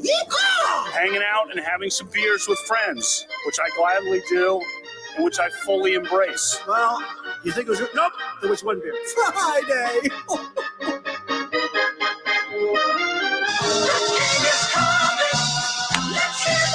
Bum, bum, bum, bum. Okay, it is the weekend and the beers are a-flowing. So, John, I made a promise last week on Friday that I was finally going to have the Victoria beer that our friend Pedro brought in. Yep. And then I went to the fridge. I pulled them out, actually threw the box away too, so it wouldn't take up so much space. And Nick goes, I hope when Happer threw away the mini fridge that he didn't throw away the bottle opener, because the bottle opener was famously magnetized to the old mini fridge, which is in the dumpster. And so thus my promise lasts but another 2 weeks. And so in 2 weeks, I will have it, because on Monday, I'm going to bring in a bottle opener from my house and we will leave it here. I will defend Josh here. This is Happer's fault. This is not my fault. No, I'm not saying it's your fault. I can't believe that. Can't believe our morning show would do such a thing. All right, so I told you I'm going to have a taste test. This is that season where we get the apple beers. Of course, Busch Light apple. That has been a thing. Yep. Well, my son, who also likes the apple beers, went to the store a few weeks ago, couldn't find the Busch Light apple, but found Keystone Light apple. Oh, John. So I am going in high school. I am going to do a taste test to see which of these is better. Are you doing a blind taste test? No, I mean, I really can't. I mean, you could. Is somebody home? They could pour them. No, I'm good. I'm good. But I got me some pita chips here to cleanse my palate. All right, that's good. ASMR, John. Look at this patriotic can. An eagle holding an apple. Rock flag and eagle. Does that eagle have a American flag bandana on? Sure does. As they usually do. And Nick. sunglasses. And sunglasses. So here we go. Happer writes, there has to be another bottle opener. There's not, Happer. Yeah, we looked. That was it. That was the one. Keystone Light apple. That was a big pull, John. Was. What do you think? I mean, it's got a subtle apple taste to it. It's like not. LaCroix. Mm. It's a seltzer beer. Kind of a little bit of an aftertaste there. It's not good. Chris in Montana says, no bottle opener. I guarantee you there's 10 things in the studio that I could probably open your bottle with. LOL, you just got to be creative. Our table, our desk is not strong enough. Nope. Nick was worried he was going to basically break the table. Yeah. So we didn't do that. All right, there was the Keystone. Here's the Busch Light apple. I think we did this one on the Grum. Yeah, we've had that before. Yeah. This has a stronger apple forward and less of the aftertaste. Yeah, in a good way. Yes, that's good. Yes, the Busch Light apple beats the Keystone Light apple. I'll finish this one. Okay, good. I'm not surprised by this news. Yeah, this does not surprise me at all. I don't even know if I've had regular Keystone Light, much less not Keystone good. Light apple. Except that was high school beer. Andrew says, Josh, a real man would use the side of the table. So again, like Nick, I don't want to get Nick in trouble. He started doing it, kind of scratched things up a little bit. Yeah, I scratched it once, and I'm like, nope. Yep. So that didn't work. And then who was it? Juan Claude said that I could have opened the bottle with my car key. Yeah, I guess so. Like I have a bottle opener on my car Yes. keys, but I am Yeah. famously not Yeah. there. I had one on my Otherwise, I old. could have opened it. I had one on my old keys, but I have a different key setup now. I finally got rid of the lanyard. I grew up. I have multiple bottle openers at home that are just sitting there, and Yeah. so I will. And I believe one of them has a magnet on it, and so I will put it. It's honestly, I have a Breaking Bad one. Maybe that's the one that I will Nice. bring because it's a magnet and it can sit on the side of our fridge. Make sure Happer doesn't throw it away. Yeah, he better not. I got it for Christmas one year for my brother. It's the famous drawing of Walter White near the Heisenberg, as it were, near the beginning of the show with the horrible wispy mustache. Walter White.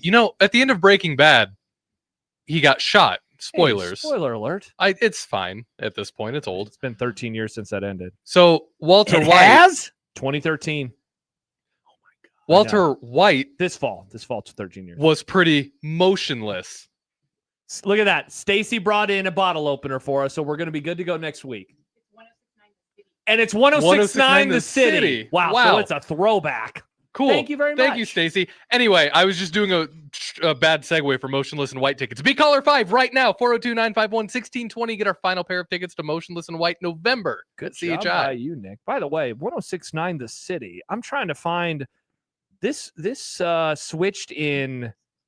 So that's the predecessor of Power, right? No. Before Power, it was Retro one. No, before Retro or after Retro, it was Bob FM. That thing has undergone a lot of changes over the years, John. You don't say. It's almost like 1019. Interesting. Famously, our building, we don't have 1019 anymore. Sad. So should we start pining for 1069? Should we try to usurp them? Should we January 6th power 1069 and try to do a little we're sports already talk? Jan 6ing the Sweet 98 studio. We could. Hey, John, I hear the Sweet 98 signal is pretty nice. Maybe we just Jan 6 the whole experience. The whole shebang. If FM Sports Talk is good enough for Grand Island, Hastings, Kearney, it's good but enough it's not for good Omaha. enough for Omaha, Nebraska. Come on, man. What are we doing here? What are we doing? Come on. Nobody says be a man and impress your dentist by using your teeth, guys. Oh my gosh, that just sounds horrible. I was like, Nick, are you sure that this doesn't open? And so I tried to twist it, and Nick was definitely correct. Because sometimes, like the stubbies, the Coors stubbies, those are twist offs, but you gotta, have a little strength to it sometimes. It might hurt your hand a little bit, but no, the Victoria beer, indeed, unable to do that. That's too bad. Yeah. By the way, it's in the 9th inning now. I think USC is they're going to pick up a road dub in a little bit, John.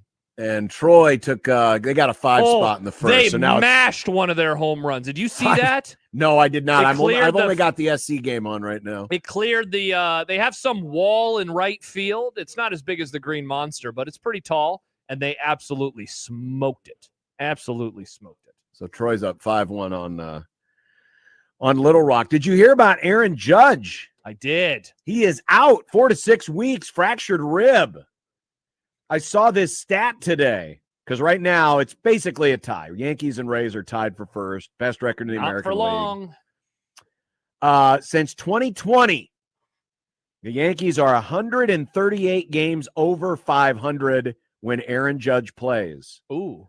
But when he doesn't play, they are 8 games under 500. Wow.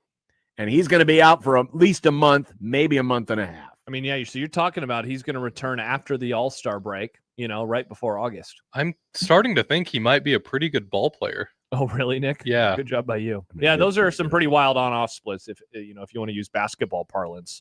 When he is in there that good, when he is out there, they're basically a 500 baseball team. Don't sully baseball with basketball. It's just a phrase. It's a turn of phrase, Nick. It's a turn of phrase. Speaking of basketball, we'll have plenty of it coming up in predictions here in just a couple of minutes. Game 2 is tonight. The Spurs are still the favorite in the game and in the series. Mm-hmm. But obviously, if New York wins tonight, and if you think about some long streaks that have come to an end. The Knicks famously haven't won a title since the 70s, early 70s. Yep. Cubs ended their streak on the road in Cleveland. Yep. Boston ended theirs on the road. St. Louis, yep. In St. Louis. Yep. White Sox, did they win theirs in Chicago? White Sox won in Houston. In Houston, okay. Not that Which was probably a good thing, because if they'd have won it in Chicago, Joliet prison they probably would have had a jailbreak. It would have been a real nasty scene. But made a cool documentary at least. It could have. I like cool but docs. if the Knicks were to win tonight, it opens the door to possibility that the Knicks could end the curse or the streak in Madison Square Garden, where the tickets are going for like $40,000. Yeah, I'd be very shocked still if this thing ends in a sweep. And I'd be shocked if it ended in 5. And so I think that this keep in mind it could end in 6, and the Knicks could also clinch in Madison Square Garden. That is right? Or no. Or yes, because they do 2-2-1-1-1. Okay, in the NBA that's Finals. Right. They switched back a few years ago. They did switch. That's yeah, right. I mean that is very much on the table, and that would be, tonight's ticket Monday's ticket is going to be brutal. Wednesday's ticket is going to be brutal. But if they somehow return to New York City up 3-2 in a couple of weeks for a game 6, that would be one of the all-time expensive tickets. I have to imagine, I remember when the Lakers played the Celtics in game 7 in 2010, that the tickets to that, and that's 16 years ago in terms of inflation, they were incredibly high priced. But it sounds like a lot of the famous Laker fans, at that point, they're kind of staying away. It's a game 7. They don't want to be there for all the hoopla. The thing about the Knicks diehard fans that are famous is they are diehards. They are absolutely going to show up and be there. So good luck getting in if you're able to do so. There's a part of me, even though I'm not rooting for the Knicks, there's a part of me that wants to see if they have a chance to clinch in a game 6, just how ridiculous those tickets would go for. I always love watching when a team, especially in basketball, I think there's something fun about basketball, NBA Finals, and having a chance to clinch at home, just because there's an edge to the entire proceedings where they go up 2-0 and the place is coming unglued. And it's man, you guys got 2.5 hours. A couple of years ago when the Celtics won, that was a game 5 and they blew out the Mavericks. And so every shot, it was just it was a party the entire freaking game. And you don't really get that. Often games are going down to the wire. And so we'll see what happens over the course of the next few days. Did you get a chance to hear Farron's call the Grand Slam yet? Yes. Because I've had a second person reach out and say, have you heard the call? It sounds like he lost his voice. No, how did we talk at the beginning of the show, John? We were talking about McDonough. I think he pulled a McDonough. His voice cracked. I don't think he lost it though. When he because then he let the play breathe for a little bit, or as he rounded the bases, and then he put a bow on it once he crossed home plate. That's what a pro does. You let the play breathe. Bingo, John. Breathe. Yep, absolutely. He did a great job. I thought. In through the nose, out through the mouth. In through the nose, out through the mouth. Bottom 9, North Carolina. Let's see. Wow. They were 44-0. Oh, they might reach too. Error by the shortstop. Whoa. They were 44-0. North Carolina just showed a stat when leading by 4 or more runs at any point in a game. And they led 5-1 at one point. Wow. And they're now trailing 9-5. So if they were to lose this game, it would be the first time all year in which North Carolina led a game by at least 4 runs at any point and lost. That's incredible.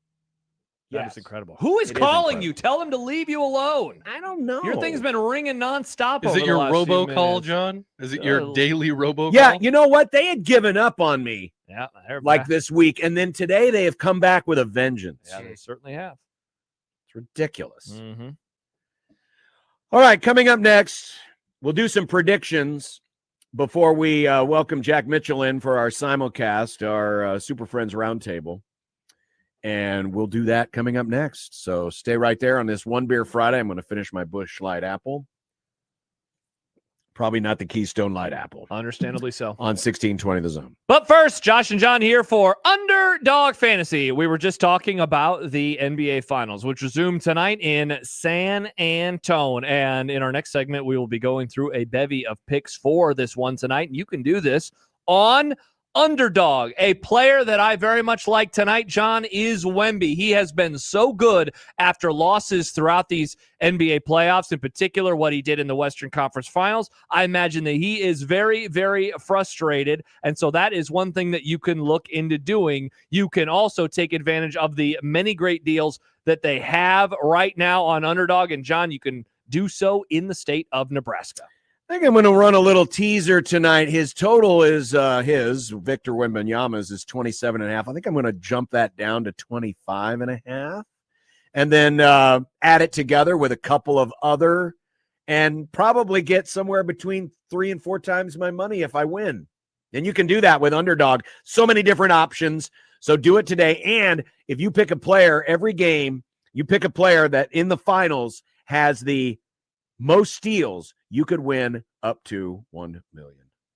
That's on Underdog right now. Make picks, win money. Download the app today. Use promo code 1620TheZone. Score $50 in bonus entries. When you play your first $5, that's promo code 1620TheZone. Must be 19 plus and present in Nebraska. Terms apply. Concerned with your play, call 1-800-MY-RESET or visit ncpgambling.org.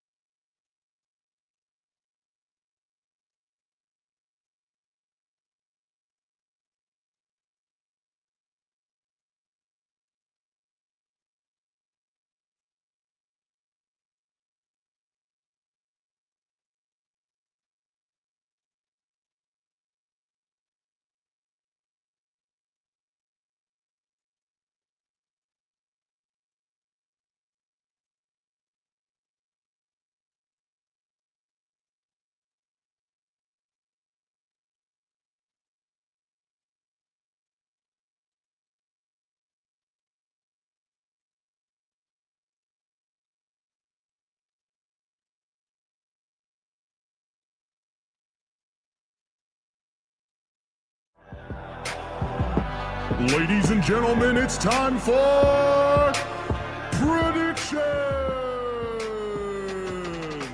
Over, bet the over. Vikings in the over, bet the over. We still have some zone deals available for 72 Table and Tap in Ralston. Two $25 gift vouchers for the price of one. They got 20 beers on tap. They have 150 whiskeys on the menu. And they've got two $25 gift vouchers for the price of one. That's a 2-for-1. That's available right now at 1620thezone.com. Go get yours now. All right, predictions. Last week, well, the meek shall inherit the earth. Josh actually had a winning week. Let's go, baby. Still way He's behind. Still way behind, but he's a football season's length away come from on, me guys. and you. We got to get to this. Let's stop talking trash about the guy who had the best week. Red Sox at Yankees. Josh picked the series. Give me the Sox 2-1. I'm going to take the Yankees. I still believe it in New York. 2-1, New York Yankees. Oh. I'll take the Sox 2-1. Reds at Cardinals. Pick the series. I will go St. Louis 2-1. Me too. I will go Cardinals in a sweep. The Brewers and Rockies tonight in Colorado. Brewers by 1.5, Nick. I'm going to take the Rockies. Wow. They play weirdly well in their City Connects on Fridays. I will not take the Rockies. I will take the Brewers. I think I'm going to ride with Nick on this one. I Nice. think the Rockies will at least cover. Okay. Maybe win. It's game 3 this weekend, Saturday. Mm-hmm. Stanley Cup final, tied at 1. Canes at Golden Knights. Josh. Golden Knights. I will also take the Golden Knights. Golden Knights. Yeah, I think Vegas wins at home. Hello. Tonight's game, Knicks and Spurs. Knicks plus 6.5. They have famously not lost. They've won 12 in a row in the playoffs. I'll take the Spurs here. Bing bong. Whoa. I'm going with the Spurs. They usually have responded very well to losses this postseason. Wemby. These are numbers you can find on Underdog, underdogfantasy.com.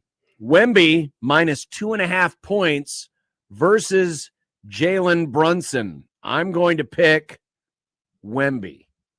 Same. Me as well. Okay. Wow. The agree boys.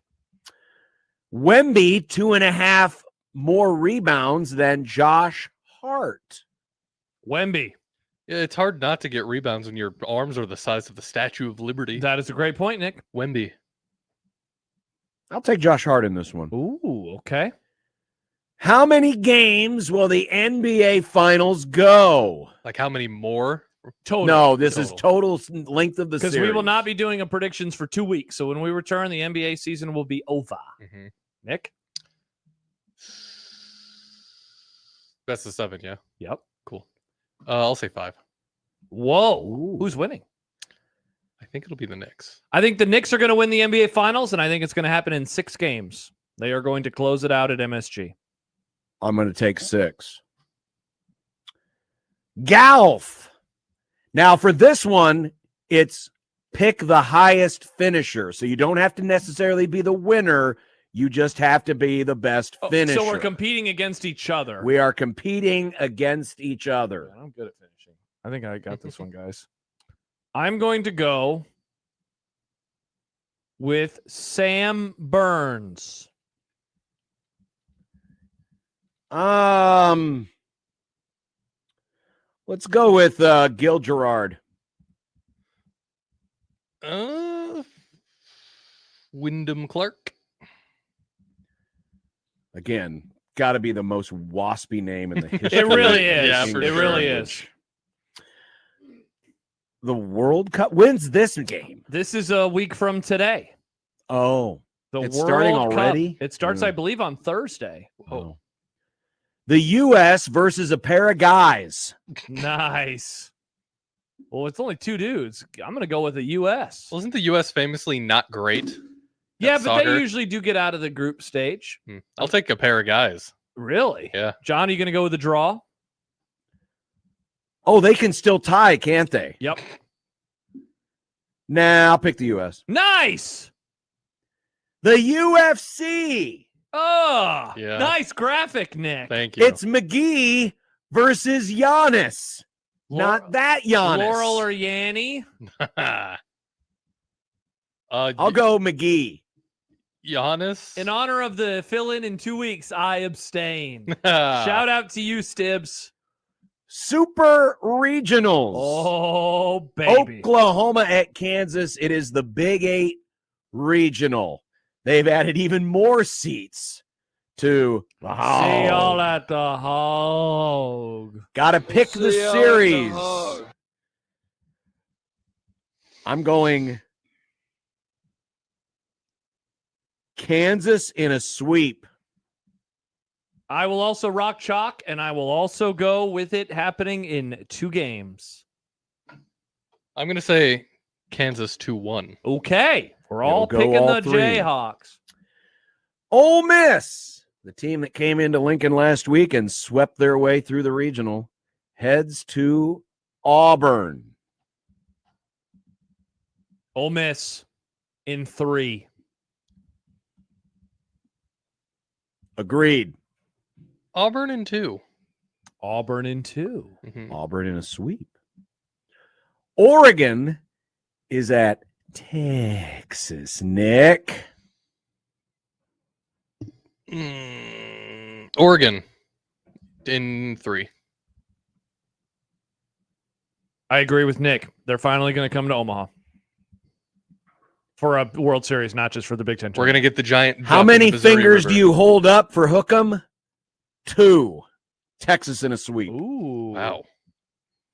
How many top 16 seeds will make the College World Series? So there are 9 going into this, right? I believe. Let me double check. So your top 16 seeds, you have West Virginia, Kansas, Alabama, North Carolina, Texas and Oregon are both top 16. So there's 6. Auburn is 7. Georgia and Mississippi State is 8, 9. So yes, you have 9. You have 9, but obviously a couple of them are playing each other, so it can't be all 9. 7 would be the max. 5. 4. Ooh. Let's get spicy. All right, so let's see. I think we got 1, 2, 3, 4, 5. I'm going to go 6. Okay. Will either Little Rock or St. John's advance? They are both 4 seeds. Will either Little Rock or St. John's advance? No. Nick? Yes. Nope. Oh. I think it'd be really funny if the Johnnies did it. I mean, it would, yeah, but do you think they will? Yes. Okay. No, it will not happen. All right, Nick, this is yours. So, I think that for the very first time as a Ferrari driver, Sir Lewis Hamilton is going to win Monaco. Is that a big deal? Yes. Okay. He hasn't won a race. 3 years since he's won, right? 2024 was the last time he won a race. All right, 2 years. I'm going to go with the clerk, Charles Leclerc. Oh, that's a good pick. Thank you, Nick. This is his home race. He was born in Monaco. He's the favorite, so you know. Yeah, I'm going to go with Leclerc. All right. And it's our main event. Boo. Ding, ding. Oh, you don't have it. Nice. I have it. I Got just him. didn't want to play it. Awesome. Good job by you, Nick. Ow. Ladies and gentlemen, this is the main event of the evening. I'm calling an audible here. Cubs Let's do lost this. 18-3. My God. Yeah, the Cubs are terrible. To the Giants? All The right, Cubs what are we are doing? terrible. What's the audible here, John? We'll do it the same way we did with the golf. Who will finish highest? Oh, that's fun. Okay, That this is is way fun. this I is like way more that. fun. Who will finish highest? Byron, William Byron. Let's go, Billy. Billy. Kyle Larson. Okay. I'm going to go with Denny Hamlin. Mm. And there you go. That's predictions. Nice. Look at that. We got it done. By the way, Troy is up 6-2. I don't think, did we mention, John, that USC picked up the dub? They got it done during our last commercial break before we did predictions. They did. Easy peasy, 1, 2, 3 inning. Wow. Easy peasy. 1, 2, 3 easy. That's what they did. And I guess it wasn't 1, 2, 3. There was one base run. No, they had a base runner, but then they got a double play, and then yeah.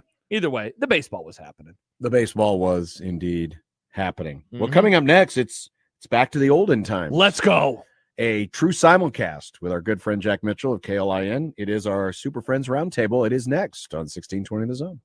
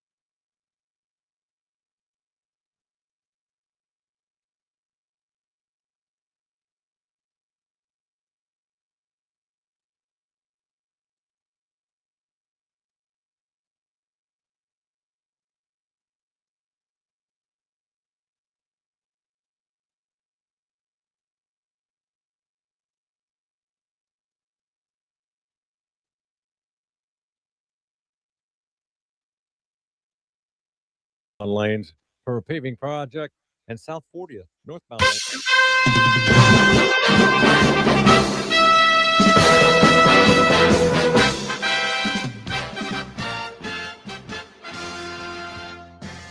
It almost feels like football season. Oh, baby John. Except it's not. It's really hot out there and humid. Oh, it is.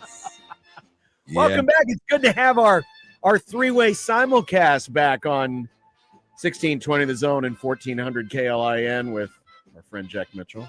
It's been a while. Friday. It's been a while. It has. I'm scooting over. My KLIN listeners don't know that I'm on camera with you guys, so I'm scooting over to center myself a little bit here. So center. You did a great job.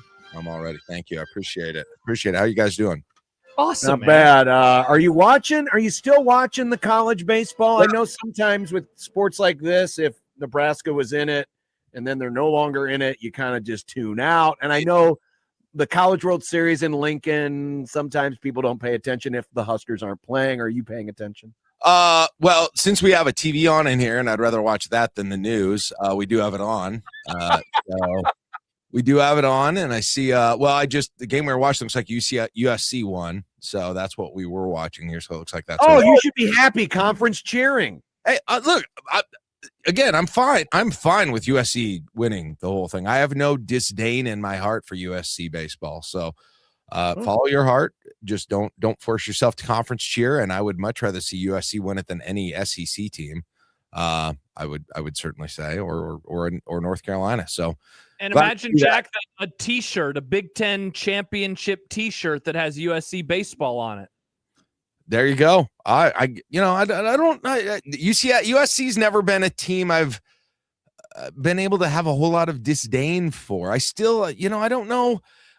I wonder. It'll be interesting to see which of the four newcomers to the Big Ten, really is the first one that's going to feel like, man, can't stand those guys in some sport. Oregon and Nebraska had a little baseball thing. It's Oregon by default, though, isn't it?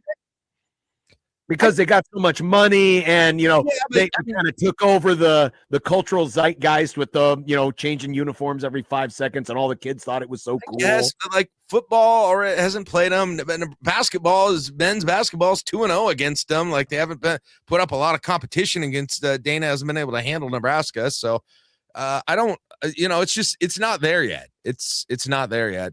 It'll be there at some point. So now we got Nebraska famously has never beaten USC in football. Troy. That is a crazy stat. That's true. What who do you early predict? I don't know if you can do this Kirk Herbstreit style, but if you had to make a pick at the college baseball championship series now, who do you guys? I know I know Josh is very busy prepping night and day for this. So knows all the stats, all the players, everything. Who do you got? Who is the favorite right now, John? I'm going to pull up the actual odds, and I will tell you who the actual favorite is. Yeah. Never mind. They haven't been updated since games are going on right now. Probably. Would it be Georgia? Georgia's up there. UCLA's out, right? Yep. UCLA and Georgia Tech. And Georgia Tech, Jack, was coming into this thing. They were viewed as like the team. A lot of people liked Georgia Tech, and they are gone. That would have been fun. See, I could have even pulled for them a little. Like I remember back when I went to Rosenblatt, I went a couple of the times that Georgia Tech played there with Noma and Noma and Veritech were on that team. Yeah, so that was kind of I kind of like their uniforms. I could have. They brought us Jeep Wade. The 1991 Jeep Wade 1991 Citrus Bowl is forgiven at this point. So you got the old Big 8. You got Kansas and Oklahoma. You have a favorite? Kansas is paid agitators. I do not want to support paid agitators. I will not cheer for agitators. That is a team of paid agitators. I don't know if they are really college baseball players. Who's paying them? They're like the provocative. There to tick you off. Savannah Bananas is what they are. Whoa, what a reference. First of all, because the Savannah Bananas are going to be here in a week at the same time Kansas could be here. So like they could all handshake me. They're like in the way that Savannah Bananas are fun and entertaining. Kansas is just there to piss you off. Trolling. It's the troll version. Jack, I wonder if they make it, what type of fan base is going to travel here? Like, that is such a unique. That's a great question because they are so close. Lawrence is so close. Well, remember all of those basketball tournaments. Oh my gosh, they fill up Omaha. I mean, Kansas has played in virtually every NCAA tournament that's ever been conducted Kansas in does Omaha. to Omaha what Nebraska did to Oklahoma City, but every time that they come up here, would they do that with baseball? Would we That's have a great question. 6,000-7,000 baseball fans? We'll see. That's it. Because who even is Arkansas the only close, very drivable sort of? Well, now this is just for the finals, but Ole Miss and Mississippi State, who are still both alive, for the finals, they came up here in droves. Right. Now, would they be here the whole week? Probably not. But if either Ole Miss or Mississippi State makes the finals, they'll take over the place because they did it, the last couple of years. I saw. You're right. As far as drivable, it's an Oklahoma. Oklahoma was here a couple of years ago. They didn't bring a whole lot of fans. That's a great question. I think based on the popularity, and they've been adding seats down there at the Hog, and there's all of a sudden this rejuvenated, feel for Kansas baseball. I wouldn't be surprised if KU brought a lot of fans up here. I was just asking because, since, Wichita State or obviously Creighton or Nebraska, but there's no Iowa or Iowa State that's been there. There's no Kansas State. Missouri was way years ago that happened. Like you got to kind of expand that circle to try and get teams that are as drivable as that. And eventually you get down to Arkansas and the Oklahomas that are probably the next ones, right? Yeah. Yeah. I think so. Now, I think Kansas would be pretty well represented. I do too. They get fans to games by putting just kegs of beer in the stands, from what I've heard, at least in the past. I don't believe that's. I don't know if that's allowed yet.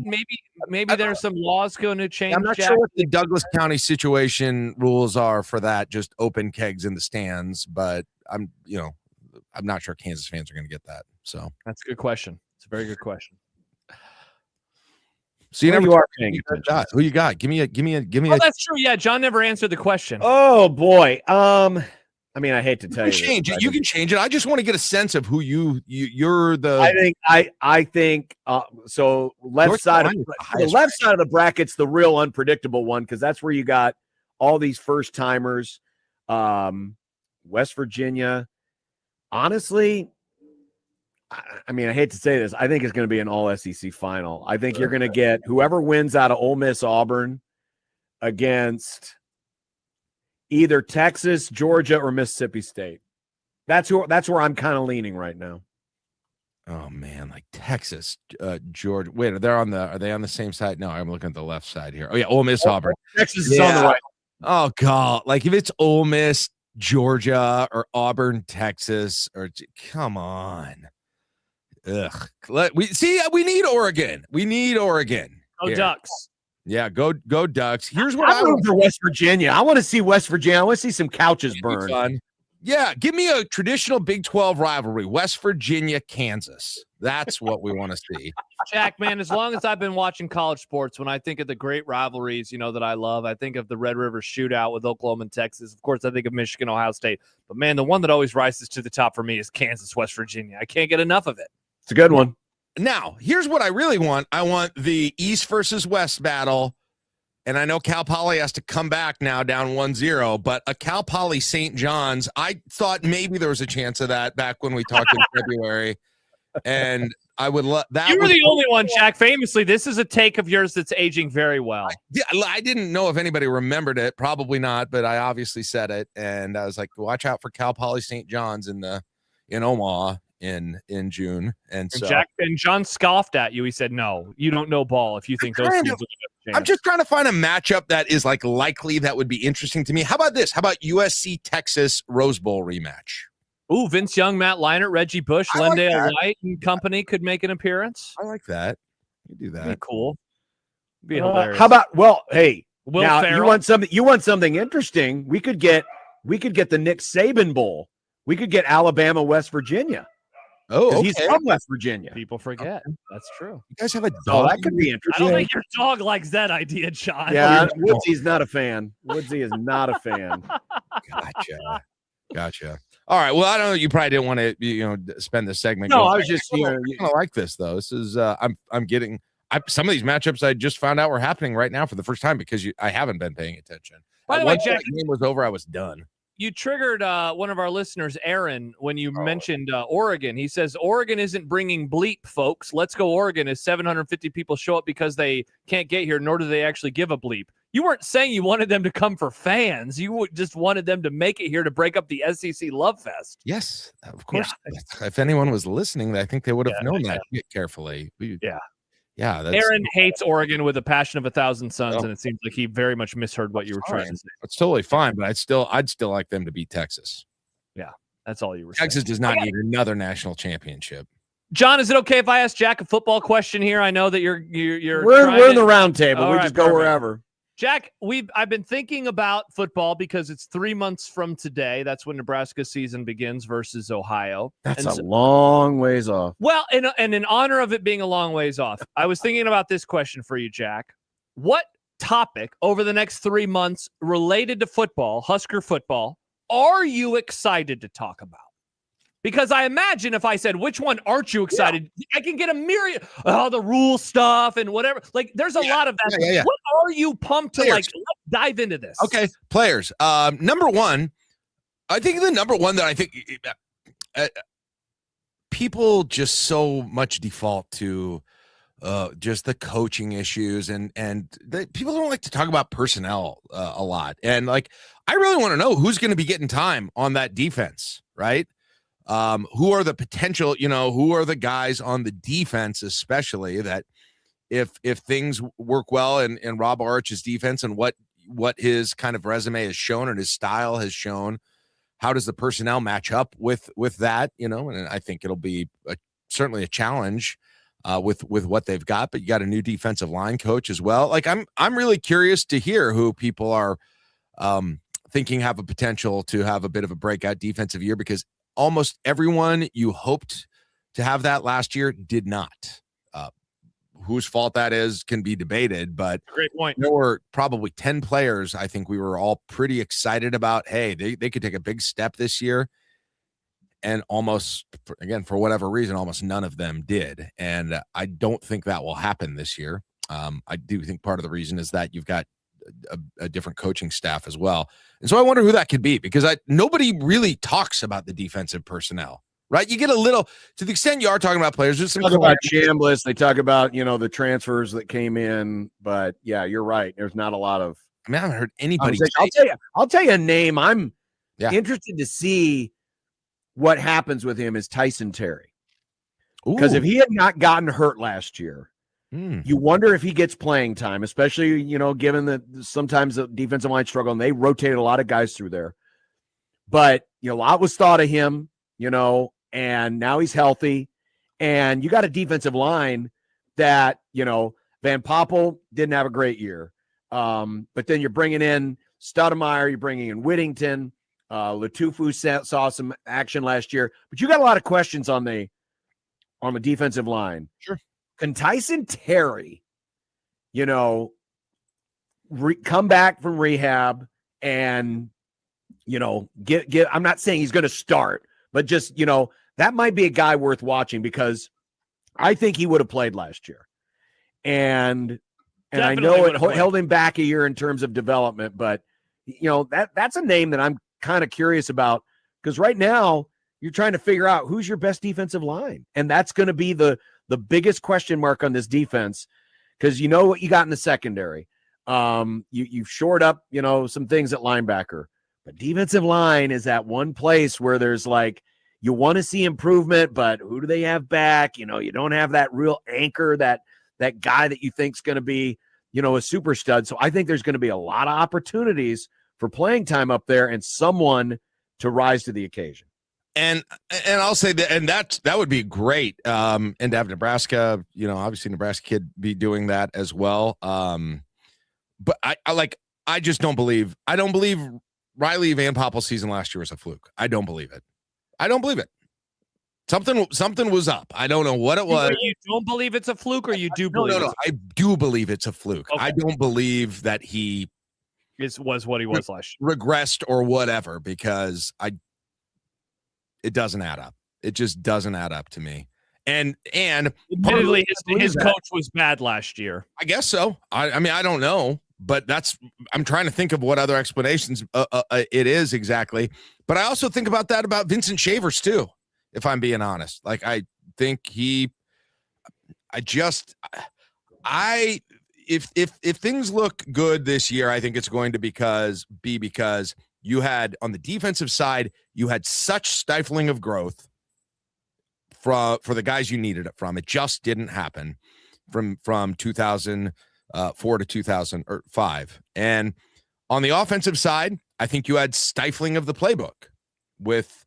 You had, again, for whatever reason, you took deep passes out of the playbook, and you took the quarterback run out of the playbook by virtue of the quarterback's ability to do that. And I think we underplay how much that hamstrung that offense and its ability to give defenses any fits last year. So I think just those two things happening, normal progression and having an arsenal of some things that can hamper defenses, I think just by nature of that bumps the season up a little bit as well. Now, there, of course, are other things. People are gone.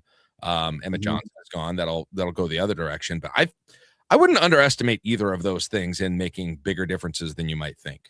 Jack, you say the players to answer the original question, and you brought up the defense first. I wonder, when you look at the offense, which position group are you more willing to buy into having a really nice, I'll use breakthrough. So I'll go pretty high, season. Are you talking about offensive line or wide receiver? If you're like, I want to buy in, and not I want to buy in because it would be better for the team, but I want to buy in because I like the pieces there. Which of those groups are you more willing to?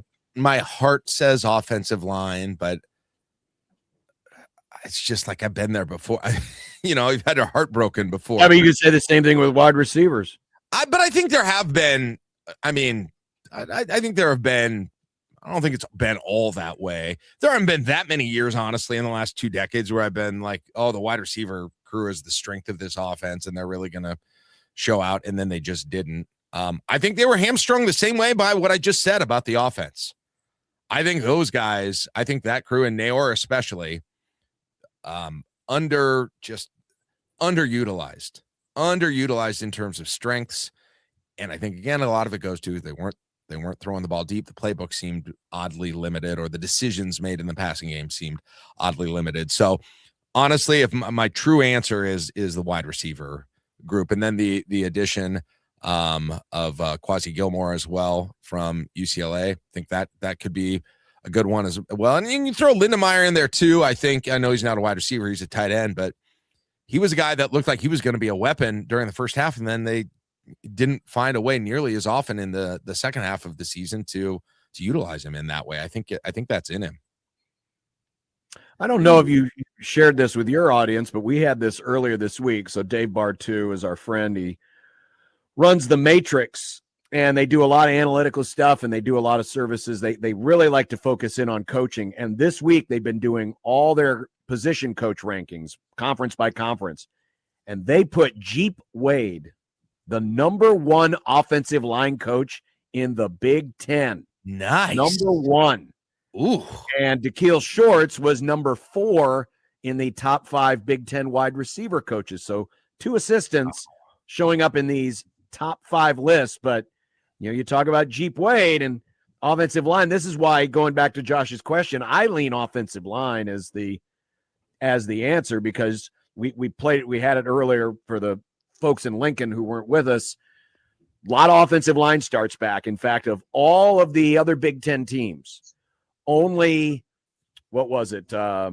Indiana had more combined starts, Power 4 starts on the offensive line than Nebraska. Wow. But Nebraska has more returning starts on the offensive line than Iowa, than Ohio State, than Washington, than Oregon, Illinois. and some by quite a bit. Yeah. And so you combine experience, individual experience, with the fact that Jeep Wade, who's been hitting it on the recruiting trail recently, but is very highly considered, and by folks who are paid to analyze this stuff, the top offensive line coach in the Big Ten. That is If that is that's some dirty talk for Nebraska fans. Wow. When's the last time Nebraska had a position coach that was the best in the conference? How long has that been? I mean, maybe you could have argued Eckler. Eckler last year. Yeah. But about like a position coach. Yeah, so he was a special non-coordinator. teams coordinator. And I'm just gonna have a hard time thinking of all of them to try and come up with that. Boy. I mean, it's obviously a while ago. Yeah. I mean, obviously, back in the glory days, Milt and Dan Mm-hmm. on the offensive line. But like anytime from then forward, boy. Maybe a Marvin Sanders year when he was up there at his peak. Yeah. Phil Elmation. Yeah. Well, let's think about it. Some of those Callahan guys. Were any of them ever like truly John the Blake? best? Blake was more known for his recruiting. Yeah, for sure. Man, that's a good question. Last time a position coach would have been considered among the best in the conference or the best in the conference. That's kind of hard because you got to think about all the other teams and you got to think through two different conferences. Yeah. Right? Basically, what I'm trying to remember is like the last position coach that we all collectively were like, yeah, that guy's a dude, and that has been a long time since I think collectively we all agreed that person is the best coach on the staff, which then, translates to maybe one of the best coaches in the conference. Sadly, I mean, it might be what you said, John. You might have to go all the way back to the offensive line coaches that they had at the end of the glory days. I think there were probably some defensive coaches in there, but I'm just not able to, like a defensive backs coach, I want to say. Yeah, I mean, I think Marvin Sanders is a pretty good one. Sanders would be in there, but he wasn't here very long either. Yeah, he was 03 and then 08, 09, and then he was very quickly gone. That's true. Yeah, somebody brought up in our chat, Wood Africa, said Turner. Yeah, what about Turner Gill's a quarterback's coach? Obviously, a different era of college football. It was different, yeah. And of course, the quarterback position was so different because, Nebraska's offense was very specific. But in terms of his ability to coach that compared to other coaches, and their ability to coach, he did a pretty good job. But it's kind of hard to compare quarterbacks coaches because, you had teams that would throw it a lot. You had, spread offenses. And then, of course, Nebraska ran the option when Turner was around. But, yeah, I mean, certainly back in the glory days, George Darlington would have been in that conversation for, position coach. What people think about, what about, I don't know if Garrison would have been considered when he was the offensive line. John Garrison? Yeah. I don't know if he would have been quite thought of at the top, but I think he was well thought Big 12, yeah, probably not. I don't know. I think he was well thought of. That's an interesting one. That is a good question. I'll have to think about that over the weekend. I saw this on Twitter. Message board geniuses who loves to post embarrassing, posts on message boards. Oh, Jack, you're going to love this. From irrational fans has done their top 10 most delusional fan bases in college football. Texas A&M number 1, Auburn number 2, Nebraska number 3. Delusional fan bases. A&M, I totally agree with. Those people are crazy. Mm-hmm. I can't speak as much to Auburn. Would I classify the Nebraska fan base as delusional? I don't think so, because delusional kind of infers, and we've talked about this a lot, that the idea of Nebraska fans expect national championships. It's not like it used to be. There's still an element of it, but it's not nearly as strong as it used to be. That's what I think of when I think of a delusional fan base. That the expectations exceed the reality. Yeah. Does it feel like a delusional fan base that we're living amongst this offseason to anyone? Not really. Definitely not. Feels like an angry one. Yeah. No. I mean, if anything, I could say it's more overly pessimistic. Probably. I mean, you mainly have the positive police and the negative police that want to make sure every narrative they hear follows or every comment they hear is properly attuned to their level of positivity or negativity about the season, and there's a responsibility among any comment that's made. So, the music's playing. I'm being played off the stage. Hi, Jack. All right, we'll see you. That's Jack Mitchell from KLIN. And there you go, Super Friends Roundtable. John, We'll see you on the Grum. Couple weeks. It'll almost be July. John, I'll see you in a week. I mean, I'll see John in a week too. I'll see you in a week. No, I'll see you on Monday. You will. Enjoy the Have a great baseball. weekend, everyone. Talk to you at the College World